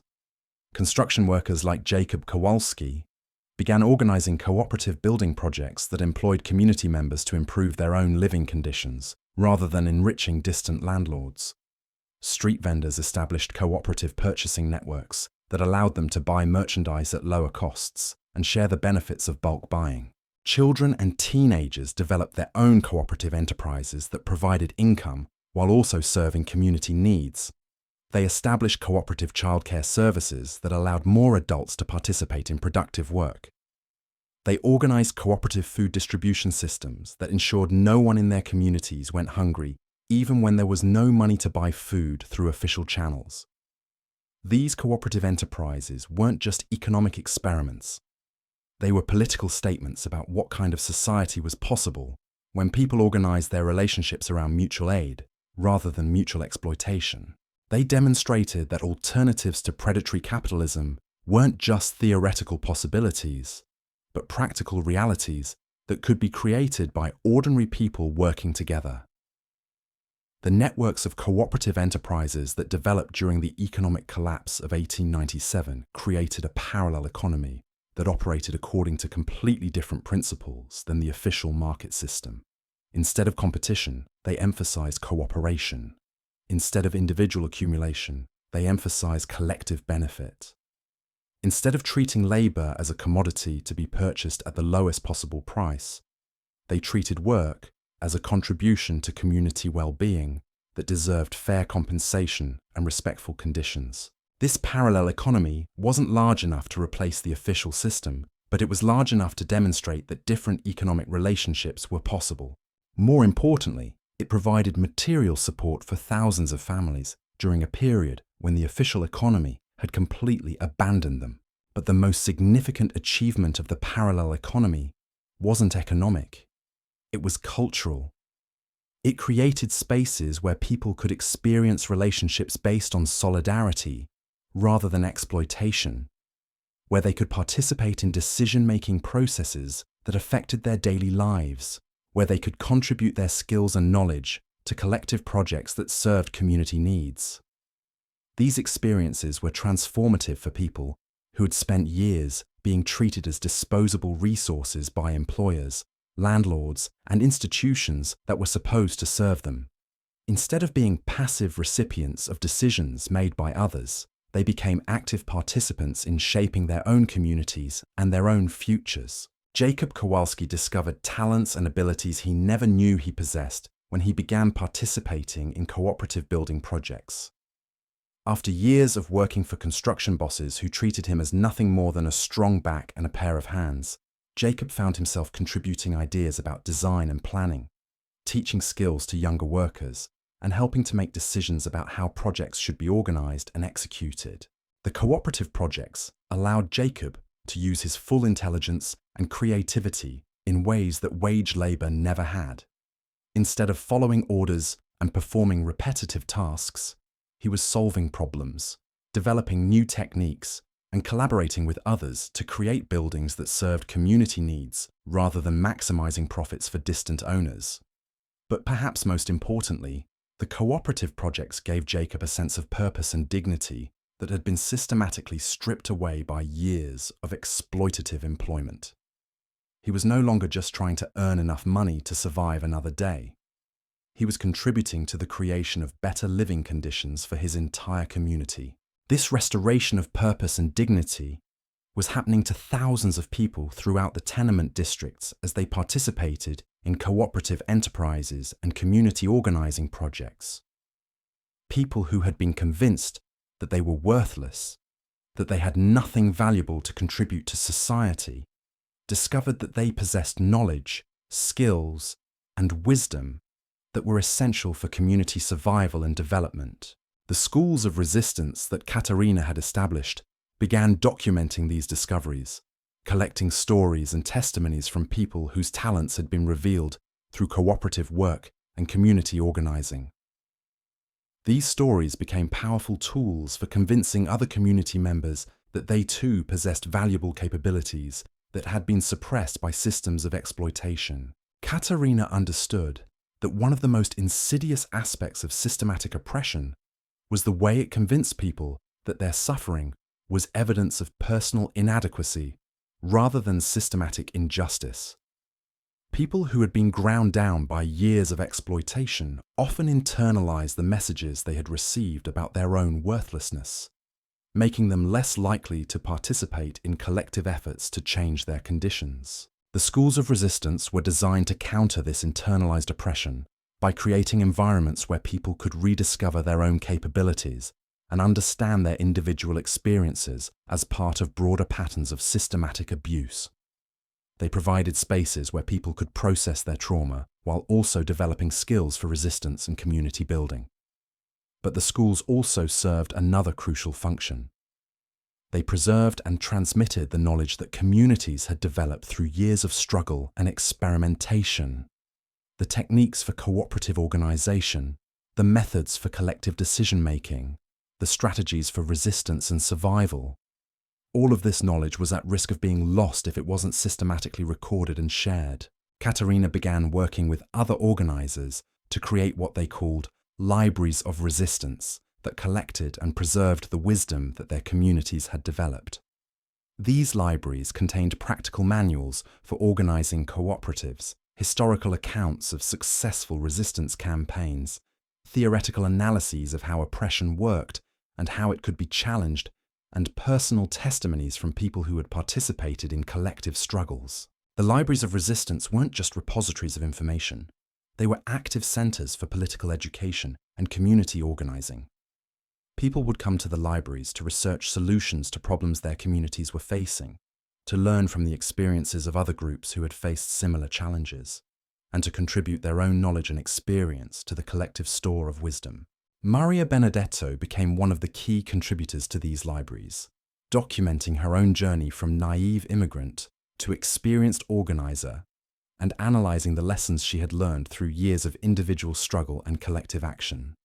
Her writings helped other women understand how to navigate the psychological challenges of organizing work, how to build trust across ethnic and linguistic barriers, and how to maintain hope during periods of extreme hardship. But Maria's most important contribution to the libraries of resistance was her analysis of how the mythology of individual success had been used to prevent collective action and maintain systems of exploitation. She wrote detailed accounts of how she had been recruited into participating in her own oppression, how she had internalized messages about her own inadequacy, and how she had learned to understand her individual suffering as part of a systematic pattern that could be challenged collectively. These psychological insights were crucial for helping other people understand how oppression worked at the level of individual consciousness, and how it could be resisted through collective action and mutual support. Maria's writings helped people understand that their individual feelings of shame, inadequacy, and despair weren't personal failings, but responses to systematic abuse that were shared by thousands of others who had been subjected to similar conditions. The libraries of resistance became centers for developing what organizers called collective consciousness, the understanding that individual suffering was connected to systematic oppression and that individual liberation required collective action. This consciousness wasn't just an intellectual understanding, it was an emotional and spiritual transformation that allowed people to see themselves as part of a larger community of resistance, rather than as isolated individuals struggling alone against impossible odds. Tommy Sullivan contributed to the libraries by documenting the underground economy that had developed in the tenement districts, analyzing how criminal activity and informal enterprise were responses to the failures of the official economic system. His writings helped people understand that much of what was labeled as deviant or criminal behavior was actually creative adaptation to impossible circumstances. Tommy's analysis was important because it challenged the moral frameworks that were used to justify the criminalization and punishment of poor people. Instead of treating crime as evidence of individual moral failure, he demonstrated how criminal behavior was produced by systematic conditions that left people with few alternatives for survival. This understanding was crucial for developing effective responses to harmful behavior within the tenement communities. Instead of simply punishing people who stole, cheated, or engaged in violence, the community organizing networks could address the underlying conditions that led to such behavior while also protecting community members from harm. Tommy's work also documented the positive aspects of the underground economy, showing how informal networks of mutual aid, resource sharing, and collective survival had developed in response to the failures of official institutions. These networks weren't just survival mechanisms, they were models for alternative economic relationships that could serve as foundations for larger-scale cooperative enterprises. The documentation work that was happening in the libraries of resistance served multiple purposes beyond preserving knowledge for future generations. It helped current organizers understand their own experiences more clearly by placing individual struggles in broader historical and social contexts. It provided tools for analyzing current conditions and developing effective strategies for resistance and community building. Most importantly, the documentation work helped create a sense of historical continuity that connected current struggles to past resistance movements and future possibilities for social transformation. People who were living through extremely difficult conditions could understand themselves as part of a long tradition of resistance that had achieved significant victories despite facing overwhelming odds. This sense of historical continuity was psychologically crucial for maintaining hope during periods when immediate victories seemed impossible. People could understand that their current struggles were part of a larger historical process of social change that might take generations to complete, but was nonetheless moving in the direction of greater justice and human dignity. The economic collapse of 1897 created conditions that were devastating for individual families, but transformative for collective organizing. The complete failure of official institutions forced communities to develop their own alternatives, and the parallel economy that emerged during this period demonstrated possibilities for social organization that had never been tested on such a large scale. By 1898, the tenement districts had become laboratories for alternative social and economic relationships that challenged every assumption about how modern industrial societies had to be organized. The cooperative enterprises, community justice systems, schools of resistance, and libraries of resistance had created a comprehensive alternative to the systems of exploitation that had dominated American society during the Gilded Age. But these experiments in cooperative living were taking place in the context of a broader society that remained committed to predatory capitalism and systematic exploitation. The wealthy classes who had profited from tenement misery hadn't disappeared. They had simply retreated to their uptown mansions to wait for economic conditions to improve so they could resume their extraction of profit from human suffering. The question that faced the tenement organizing networks in 1898 was whether their alternative institutions could survive the inevitable attempts by the wealthy and powerful to reassert their control over the city's economic and political systems. The cooperatives, the community assemblies, the schools and libraries, all of these experiments in democratic self-governance were about to face their greatest test. Because something was stirring in the marble halls of City Hall and the panelled boardrooms of Wall Street. The men who owned the tenements, the factories, and the banks were beginning to understand that the economic collapse hadn't just created temporary hardship for the poor. It had created space for the development of alternative systems that threatened their entire model of wealth extraction and social control. The parallel economy that had emerged in the tenement districts wasn't just providing survival resources for desperate people. It was demonstrating that ordinary working people could organize complex economic and social institutions without bosses, without landlords, without the entire apparatus of exploitation that had made a few men incredibly wealthy while keeping millions in poverty. This demonstration of alternative possibilities was more dangerous to the established order than any riot or strike had ever been. Riots could be suppressed with police violence. Strikes could be broken with scab labor and economic pressure. But cooperative enterprises that actually worked, that actually improved people's lives while treating them with dignity, these represented a fundamental challenge to the ideological foundations of American capitalism.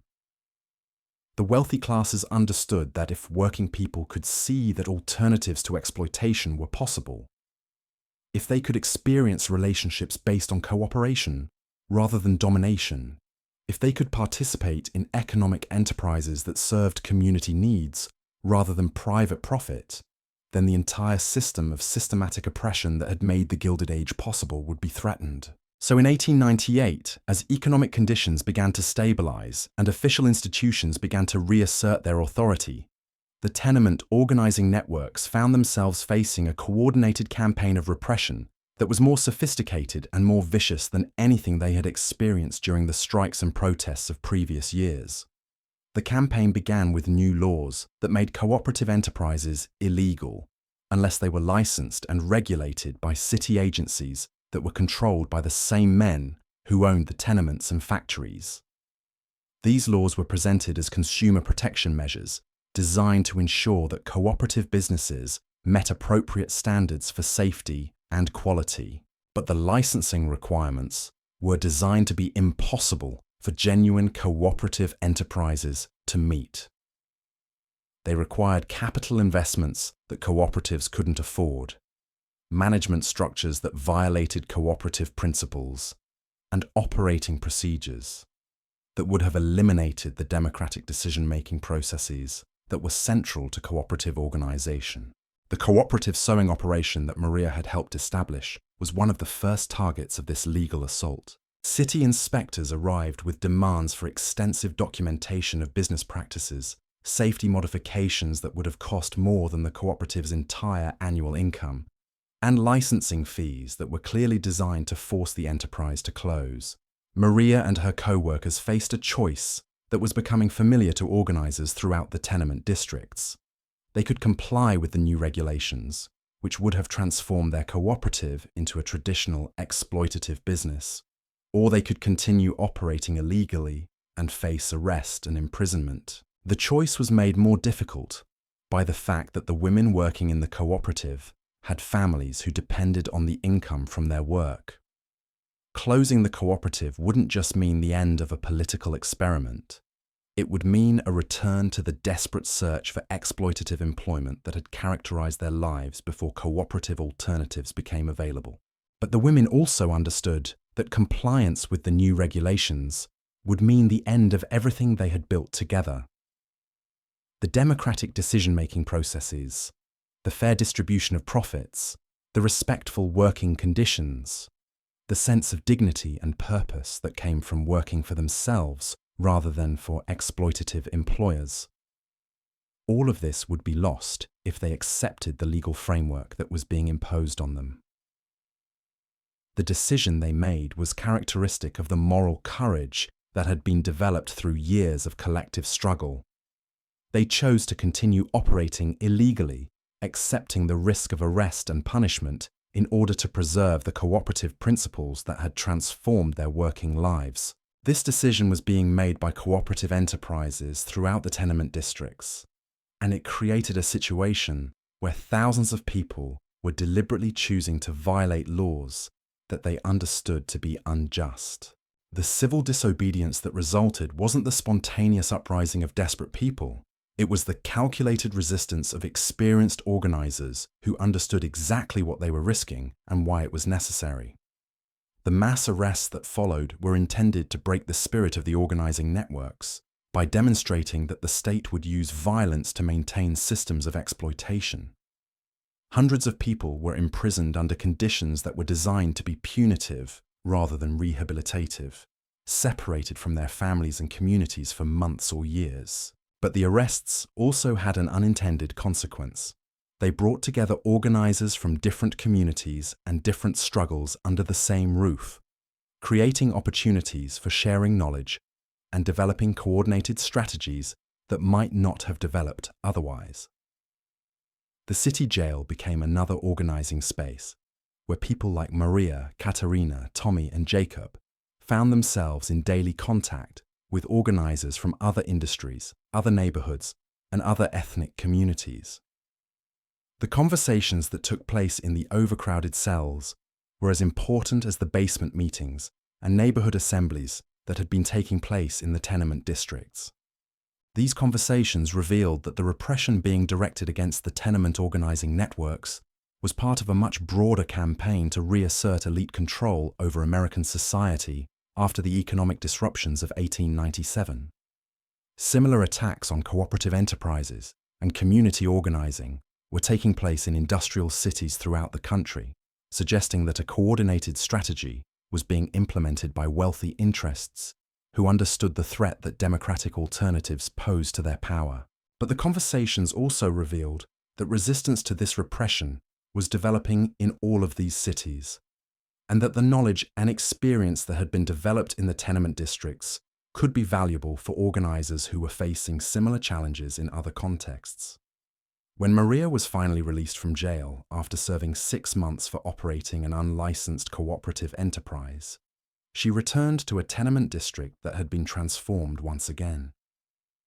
The most visible cooperative enterprises had been closed or driven underground, but the networks of mutual aid and collective support that had sustained them were still functioning. More importantly, the experience of coordinated repression had clarified for everyone involved that their local struggles were part of a national and international conflict between democratic cooperation and exploitative domination. The choice wasn't just between different ways of organizing economic enterprises, it was between fundamentally different visions of what human society could become. This understanding marked the beginning of a new phase in the development of resistance movements that would eventually contribute to major changes in American society during the 20th century. The people who had learned to organize cooperative enterprises in the tenement districts would become leaders of labor unions, socialist parties, and civil rights organizations that would force American capitalism to accommodate at least some demands for economic democracy and social justice. But that's a story for another time. What matters for understanding the tenement experience is that the tears shed in those overcrowded rooms weren't just expressions of individual suffering. They were also expressions of collective grief for a society that had chosen exploitation over cooperation, private profit over community well-being, and systematic oppression over democratic participation. The immigrants who lived and died in the tenement buildings of the Gilded Age left behind more than just stories of victimization and exploitation. They left behind examples of how ordinary people could organize alternative institutions based on mutual aid, democratic decision-making, and respect for human dignity. They demonstrated that cooperation was not only possible, but more effective than competition for meeting human needs and solving social problems. The lessons they learned through years of struggle remain relevant, because the fundamental conflict they were engaged in remains unresolved. The choice between organizing society around private profit or community well-being, between treating people as disposable resources or as human beings deserving of dignity and respect, between accepting systematic oppression as inevitable or working collectively to create democratic alternatives, these choices continue to confront us today. The tenement organizers didn't solve all the problems they were fighting against, but they demonstrated that those problems weren't inevitable consequences of industrial development or human nature. They were consequences of specific choices made by people with power, and they could be changed by different choices made by people working together for different goals. Their tears were not shed in vain if we learn from their struggles and continue their work of building communities based on cooperation rather than exploitation, democracy rather than domination, and human dignity rather than private profit. The alternatives they created in the basement meetings and cooperative enterprises of the 1890s remain possible today, if we have the courage and solidarity to choose cooperation over competition, community over individualism, and collective liberation over individual advancement within systems of oppression. The story of the tenement districts during the Gilded Age is ultimately a story about human potential, the potential for cruelty and exploitation that was demonstrated by the wealthy classes who created and profited from systematic oppression, but also the potential for courage, creativity, and solidarity that was demonstrated by the working people who organized alternatives to that oppression. Both potentials remain available to us today. The question is which one we will choose to develop and which one we will choose to resist. The immigrants who crowded into those disease-ridden buildings carrying dreams that were slowly crushed by poverty and exploitation have left us with both a warning about what happens when societies choose cruelty over compassion, and an example of how ordinary people can work together to create something better than what they inherited. Their legacy lives on in every cooperative enterprise, every community organization, every act of mutual aid, and every collective effort to create democratic of mutual aid that chooses human dignity over private profit. But their legacy also lives on in the ongoing systems of exploitation that continue to extract wealth from human suffering, in the mythologies that convince people their oppression is their own fault, and in the isolation that prevents collective action against systematic injustice. The tenement buildings themselves began to change after 1900, as progressive era reforms forced landlords to make basic improvements to sanitation and safety. New laws required windows in every room, fireproof stairwells, and adequate bathroom facilities. These reforms were victories that had been won through decades of organizing, strikes, and political pressure by the very people who had been living in those conditions.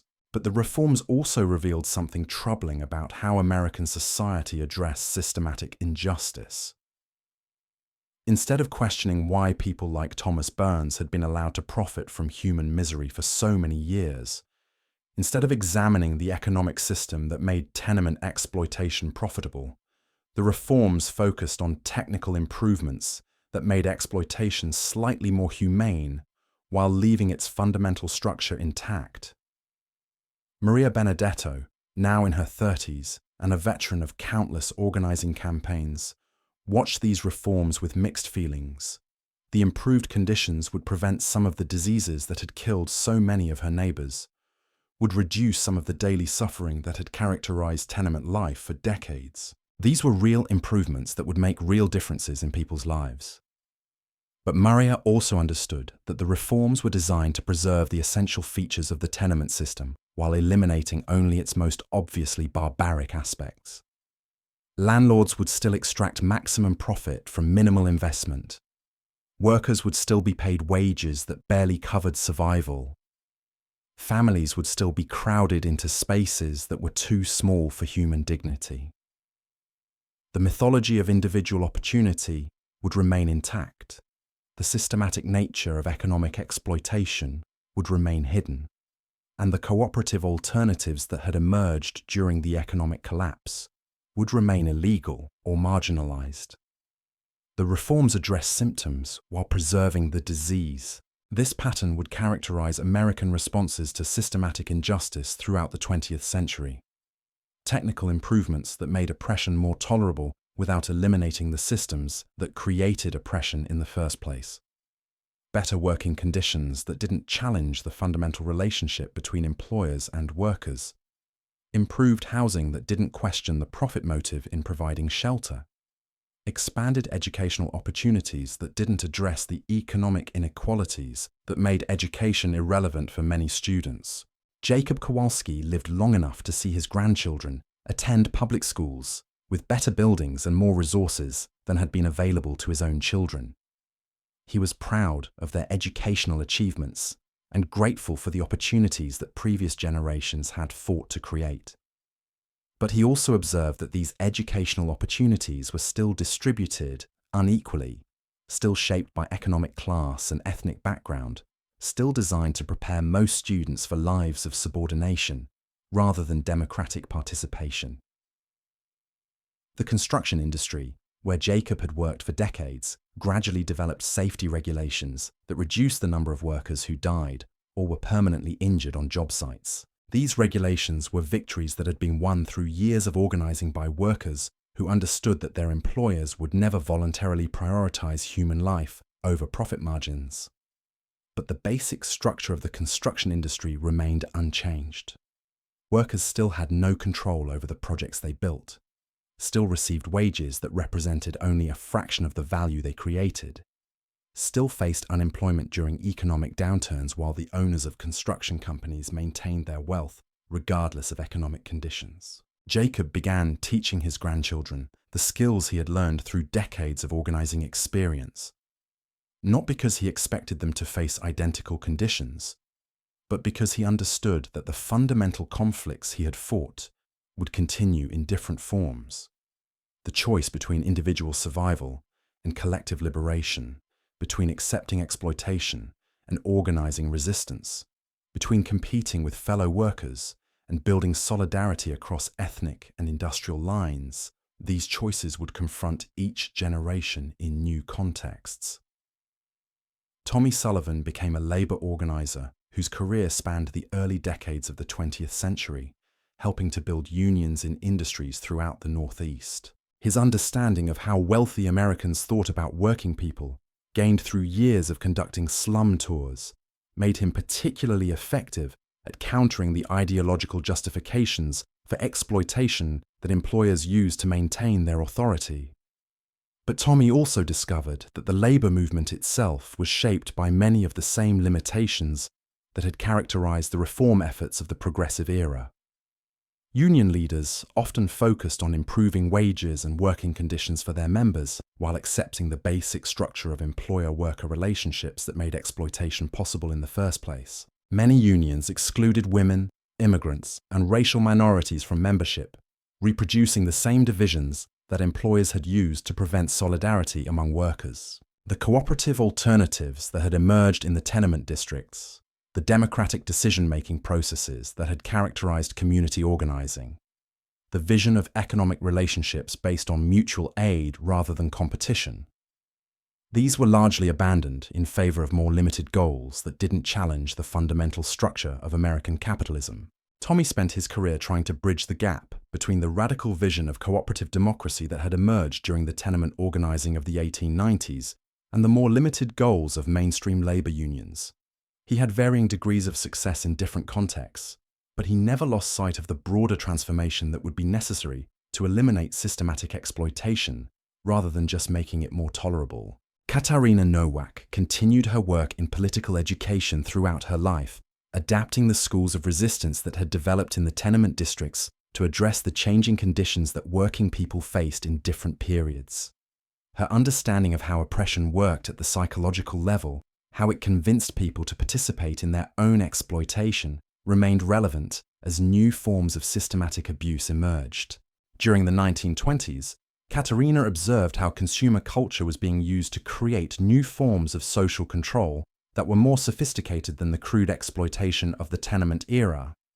Instead of simply forcing people to work under terrible conditions for survival wages, the new system encouraged people to work under slightly better conditions for wages that allowed them to purchase consumer goods, that provided temporary satisfaction while keeping them trapped in cycles of debt and dependence. The installment buying that allowed working families to purchase automobiles, household appliances, and other consumer goods created the illusion of prosperity while actually increasing their economic vulnerability. Families who missed payments could lose not just their recent purchases, but their homes and their savings, creating new forms of economic insecurity that served the same function as the direct exploitation of the tenement era. Katarina developed educational programs that helped working people understand how consumer debt functioned as a form of social control, how advertising manipulated their desires and aspirations, how the mythology of individual success through consumption distracted from the collective action that would be necessary to address systematic economic inequality. But Katerina also observed positive developments that built on the organizing traditions that had emerged in the tenement districts. The cooperative movement continued to develop throughout the early 20th century, creating credit unions, housing cooperatives, and consumer cooperatives that demonstrated alternatives to exploitative business practices. The settlement house movement, community organizing efforts in immigrant neighborhoods, and adult education programs all drew on methods and insights that had been developed through the tenement organizing experience. Political movements for women's suffrage, civil rights, and economic justice used organizing strategies that had been tested and refined during the struggles of the 1890s. Most importantly, the understanding that individual suffering was connected to systematic oppression, that collective action was necessary for meaningful change, that ordinary people possessed the knowledge and capability necessary for democratic self-governance. These insights continue to inspire new generations of organizers who face different but related challenges. The children and grandchildren of the tenement organizers carried these lessons into their participation in the labor movements of the 1930s, the civil rights movements of the 1950s and 1960s, the anti-war movements of the 1960s and 1970s, and the environmental justice movements that continue today. Each of these movements faced the same basic choice that had confronted the tenement organizers: whether to focus on reforms that would make systematic oppression more tolerable, or to work for fundamental changes that would eliminate the systems that created oppression in the first place. The tension between these two approaches continues to shape progressive politics today.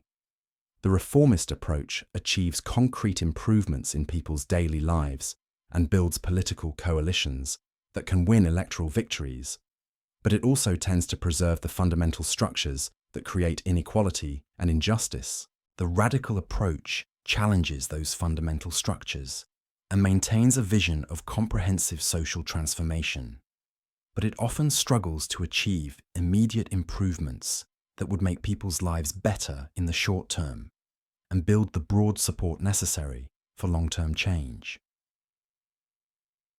The tenement organizers of the 1890s faced this same tension, and their experience suggests that both approaches are necessary, but neither is sufficient by itself. The cooperative enterprises and community organizing networks they built provided immediate relief from exploitation, while also demonstrating alternatives to the systems that created exploitation.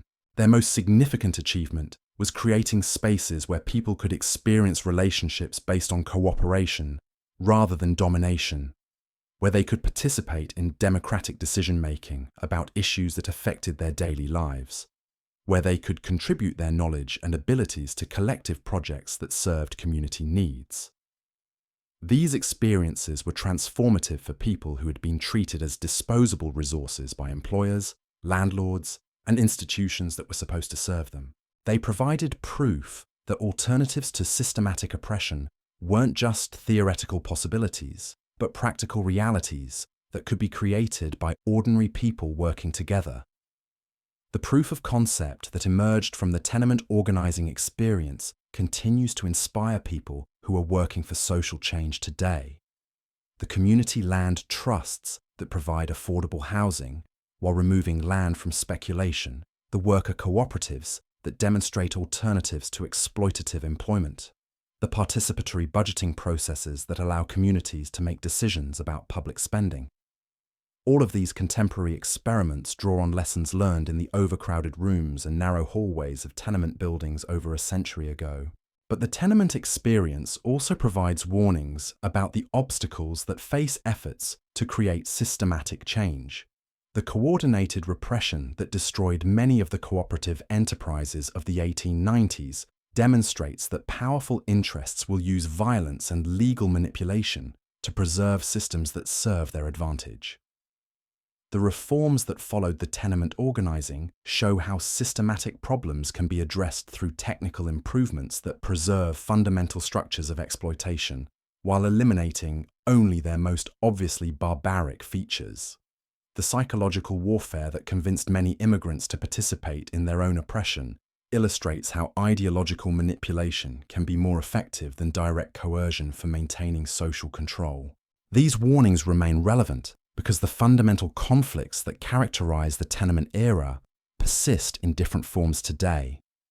The choice between organizing society around private profit or community well-being, between treating people as disposable resources or as human beings deserving of dignity and respect, between accepting systematic oppression as inevitable or working collectively to create democratic alternatives, these choices continue to confront every generation. The immigrants who crowded into those disease-ridden tenement buildings during the Gilded Age were not passive victims of circumstances beyond their control. They were active participants in creating the conditions that shaped their communities and their own lives. Their individual choices about whether to compete or cooperate, whether to accept exploitation or organize resistance, whether to maintain isolation or build solidarity, these choices collectively determined whether their communities would be characterized by desperation or hope. Their tears were not just expressions of individual suffering, but also expressions of collective grief for dreams deferred and opportunities denied by systems that prioritize private wealth over human well-being. But their organizing was not just a response to immediate hardship. It was an expression of collective imagination about what human society could become if organized around different principles. The cooperative enterprises they built, the community assemblies they organized, the schools of resistance they established, the libraries of knowledge they created, all of these institutions demonstrated that democracy was not just a political system, but a way of organizing all aspects of social life. Their vision of comprehensive democracy, where people could participate meaningfully in making decisions about their housing, their work, their children's education, their community's development, remains largely unrealized. But their experience proved that such democracy was not just a utopian dream, but a practical possibility that could be achieved through organized effort and collective commitment. The tenement buildings where they lived have mostly been torn down or renovated beyond recognition. The specific economic conditions that created the extreme exploitation of the Gilded Age have been modified by decades of reform and regulation. The ethnic communities that provided the foundation for their organizing have been dispersed by suburban development and economic mobility, but the fundamental questions they grappled with remain unresolved. How do we create economic systems that serve human needs rather than private profit? How do we build communities that support human dignity rather than extracting value from human suffering? How do we organize democratic institutions that allow meaningful participation by ordinary people rather than domination by wealthy elites? These questions cannot be answered through individual effort or consumer choice. They require collective action by people who understand that their individual well-being is connected to the well-being of their communities and their society as a whole. The tenement organizers understood this connection not as an abstract principle, but as a concrete reality that shaped their daily lives. They knew that individual success within systems of exploitation was both impossible for most people and ultimately meaningless even for those who achieved it, because individual success that depended on others' exploitation was built on foundations that could collapse at any time. They chose instead to work for collective liberation through cooperative enterprise and democratic organizing, accepting the risks and sacrifices that such work required because they understood that no other choice offered genuine security or meaningful freedom. Their choice remains available to us today. We can continue trying to achieve individual success within systems that create widespread suffering and environmental destruction, accepting the mythology that such systems are inevitable and that our individual consumption choices are the extent of our political agency. Or we can follow their example by building cooperative enterprises, community organizations, and political movements that challenge the fundamental structures of exploitation and create alternatives based on mutual aid, democratic participation, and ecological sustainability. The tears that fell in those overcrowded tenement rooms were not shed in vain if we learn from their struggles and continue their work of building a society worthy of human dignity and potential. Their legacy is not just the story of what they endured, but the example of what they created in D. The reminder that ordinary people working together possess the power to transform even the most entrenched systems of oppression. The winter of 1899 brought something to the tenement districts that nobody had anticipated. It wasn't another economic collapse, or another wave of disease, or even another coordinated campaign of repression. It was something far more subtle and potentially more dangerous: the systematic co-optation of the organizing networks that had emerged during the previous decade of struggle. The process began when a group of wealthy philanthropists, led by a steel magnate named Harrison Whitmore, announced the formation of the Tenement Improvement Society. Whitmore had made his fortune using the same exploitative labor practices that had driven workers to organize in the first place, but he now presented himself as a concerned citizen who wanted to help solve the housing crisis that had created so much suffering in Lower Manhattan. The Tenement Improvement Society offered to fund improved housing for immigrant families, but only for those who demonstrated what they called moral fitness and commitment to American values. Families who wanted to qualify for the improved housing had to sign agreements promising not to participate in labor organizing, not to join cooperative enterprises, and not to engage in any activities that the society deemed incompatible with good citizenship. The offer was seductive because it provided something that the organizing networks had never been able to deliver: immediate, tangible improvement in living conditions, without the risks and sacrifices that collective action required. Families could escape the overcrowded, disease-ridden tenements by simply agreeing to abandon the solidarity and resistance that had sustained their communities through the worst periods of exploitation. Maria Benedetto faced this choice when representatives of the Tenement Improvement Society visited her building and offered her family a chance to move into one of their new housing developments. The offer included not just better living conditions, but also guaranteed employment at wages that were higher than anything Maria had ever earned through cooperative work or factory labor. The catch was that accepting the offer meant signing an agreement that would prohibit her from participating in any of the organizing activities that had become central to her identity and her understanding of how social change happened. She would have to abandon the cooperative sewing enterprise she had helped build, stop teaching at the schools of resistance, and withdraw from the community networks that had sustained her through years of struggle. For Maria, now 33 years old and exhausted by a decade of fighting against impossible odds, the offer represented a genuine temptation. She could provide her family with security and comfort, escape from the daily grinding poverty that had characterized her entire American experience, and finally achieve some version of the individual success that had originally drawn her to America. But Maria also understood that accepting the offer meant participating in the destruction of everything she had helped build. The Tenement Improvement Society wasn't just trying to improve housing conditions. It was trying to eliminate the organizing networks that threatened the broader system of exploitation by offering individual rewards to people who abandoned collective resistance. The strategy was brilliant in its simplicity.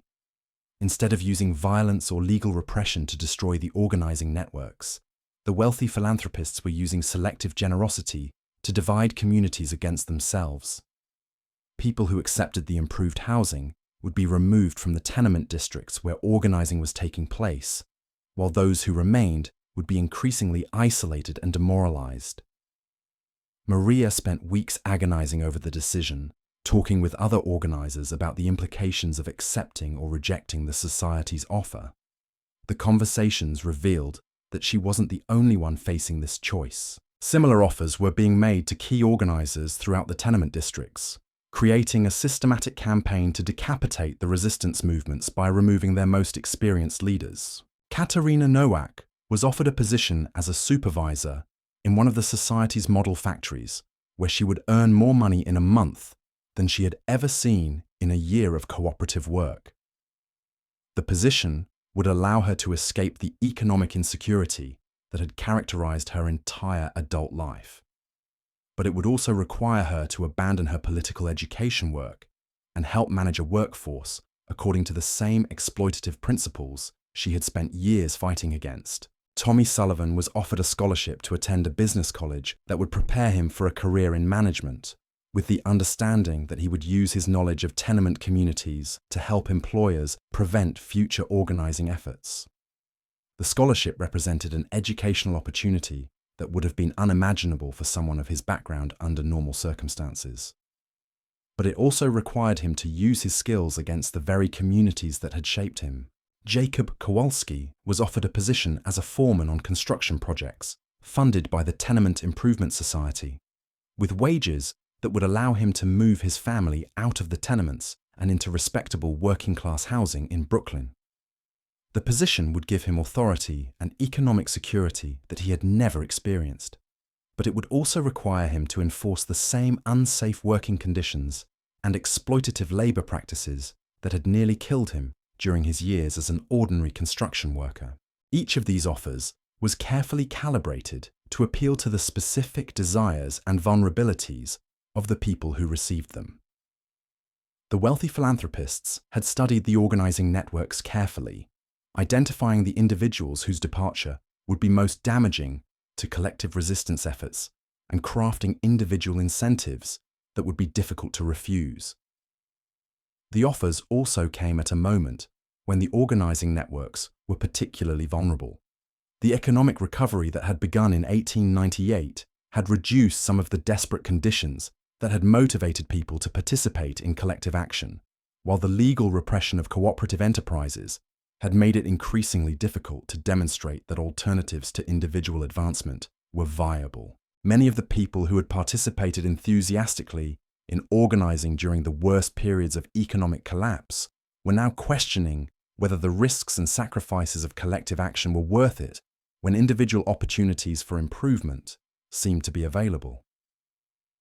The mythology of individual success that the organizing networks had worked so hard to counter was reasserting itself as economic conditions improved and selective opportunities became available to some community members. The decision that Maria ultimately made reflected the moral complexity of the situation she faced.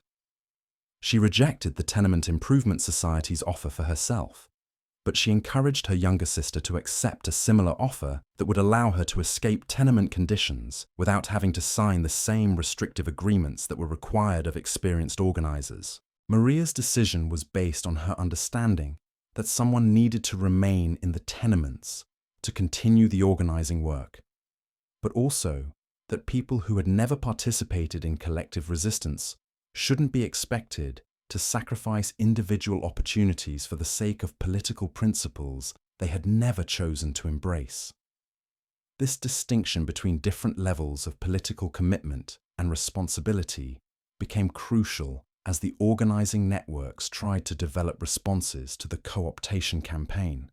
They couldn't demand that everyone make the same sacrifices, because that would have created resentment and division within communities that were already under enormous stress. But they also couldn't simply accept the systematic removal of their most experienced organizers, because that would have meant the end of collective resistance just at the moment when it was beginning to demonstrate genuine alternatives to individual advancement within exploitative systems.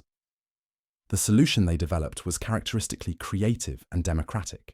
Instead of making individual decisions about whether to accept or reject the society's offers, they organized community assemblies where the implications of different choices could be discussed collectively and where people could coordinate their decisions to minimize damage to ongoing organizing efforts. These assemblies created spaces where people could acknowledge their individual needs and desires, while also considering the collective consequences of their choices. Someone who desperately needed to accept an offer for health or family reasons could do so without being criticized, but they could also help train others to take over their organizing responsibilities and maintain connections with the resistance networks, even after moving to improved housing. The tenement tears of the Gilded Age were never just about individual suffering. They were about a choice that still confronts us today, Whether we build communities based on mutual aid and collective dignity, or whether we accept systems that treat human beings as disposable resources in the pursuit of private profit. Maria, Jacob, Tommy, and Katerina showed us that ordinary people possess extraordinary power when they choose solidarity over competition, cooperation over exploitation, and collective liberation over individual advancement within oppressive systems. Their legacy lives on every time we choose community over isolation, every time we organize for justice rather than accept injustice as inevitable. The question isn't whether their struggles matter to us today. The question is whether we have the courage to continue the work they started in those overcrowded rooms, building the society they dreamed of but never lived to see.